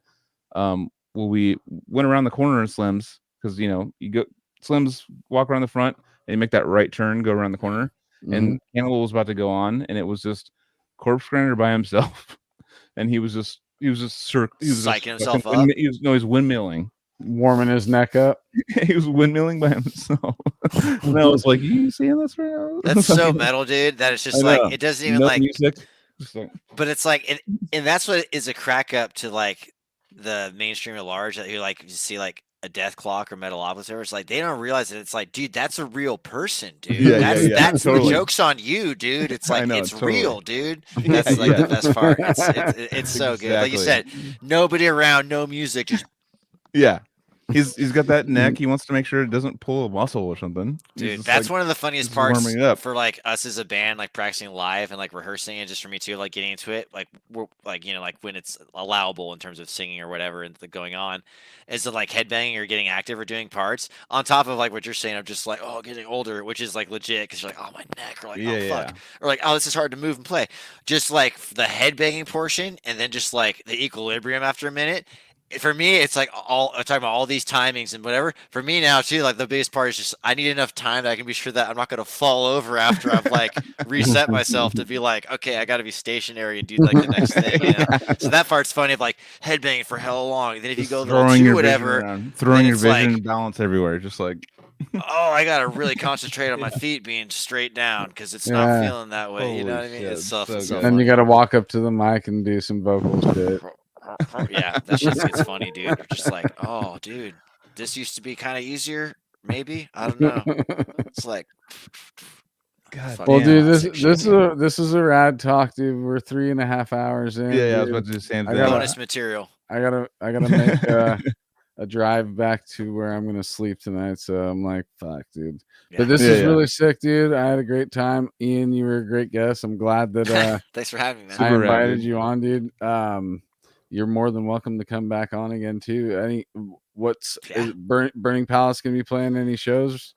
Just on the exit out here. Yeah, we're playing this Sunday, 11/19. You mentioned that at the Arlene Francis Center. So that's our last show of the year. We're playing a headlining set, playing for an hour. Got a lot of spooky shit planned for it, and we're playing like 4 or 5 songs off our yet to be released second album. That's going to be out on Total Dissonance Worship next year, 2024. It's already out for me. That's true. I did send him the advance copy, so he can, he can hit you with that. I'm trying to raid Mega right now, but because everyone's giving, because we're on like multiple things, and Twitch, you like raid people, you know? Yeah. Where you like send people your people that are watching, and people are just watching like, fuck, where are you sending me, dude? Fuck. Well, thanks to the chat. Thanks to thanks everybody. Thanks for hanging out. All you guys, and shout out to John Andrew. Yeah, dude. Shout out to my dad, dude. Love you, Dad. Yeah, that was dude. That was sick. So and too, real quick, I get a shout out to Bob Cook, who said earlier, the old a punk rock legend. Yeah, man, and just shout out to all the old folks in Santa Rosa who've been jamming, and some of the local acts we've been playing with more. It's like let me see who comes to mind. It's Sunless. They're from Minnesota. We play with those folks. Logistic Slaughter. We go back with them. Nice. Vile Rights. We played with them a few times. We met our friends Karst in LA recently. Laceration from up here in Santa Rosa. Mortuous down in the Bay. So there's quite a bit of talent and people who we've been playing out and look forward to playing more with. So nice, dude. Cali Death Podcast, dude. Hell yeah, man. Thanks for coming on, dude. We actually had a fucking great conversation, man. I really that's fun, man. Yeah. It was good cutting up with you guys, dude. It's a good time. Good shit. All right, guys. Well, Battleforge Coffee, Generator Rehearsal Studios.com, CaliDeathPodcast.BigCartel.com. That's where I'd like to vacation. That one in there. That pull up the palm trees one more time, dude. Don't you just want to fucking be there right now, dude? Not right now because I'm tired, but like tomorrow. But like, wait, okay, but yeah, you're tired. You go to sleep and then you wake up and that's outside right there, dude.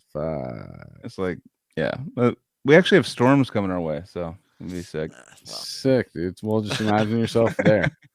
All right, guys. Love you guys. I'll see you next week. Get safe, Anthony. Get safe, man. Yeah, dude, for sure. And Ian, we'll chat, dude. Yeah, man. Yeah, we'll hang out soon, dude. That was fun. Rock on, man. Shout out, man. Bye. Peace.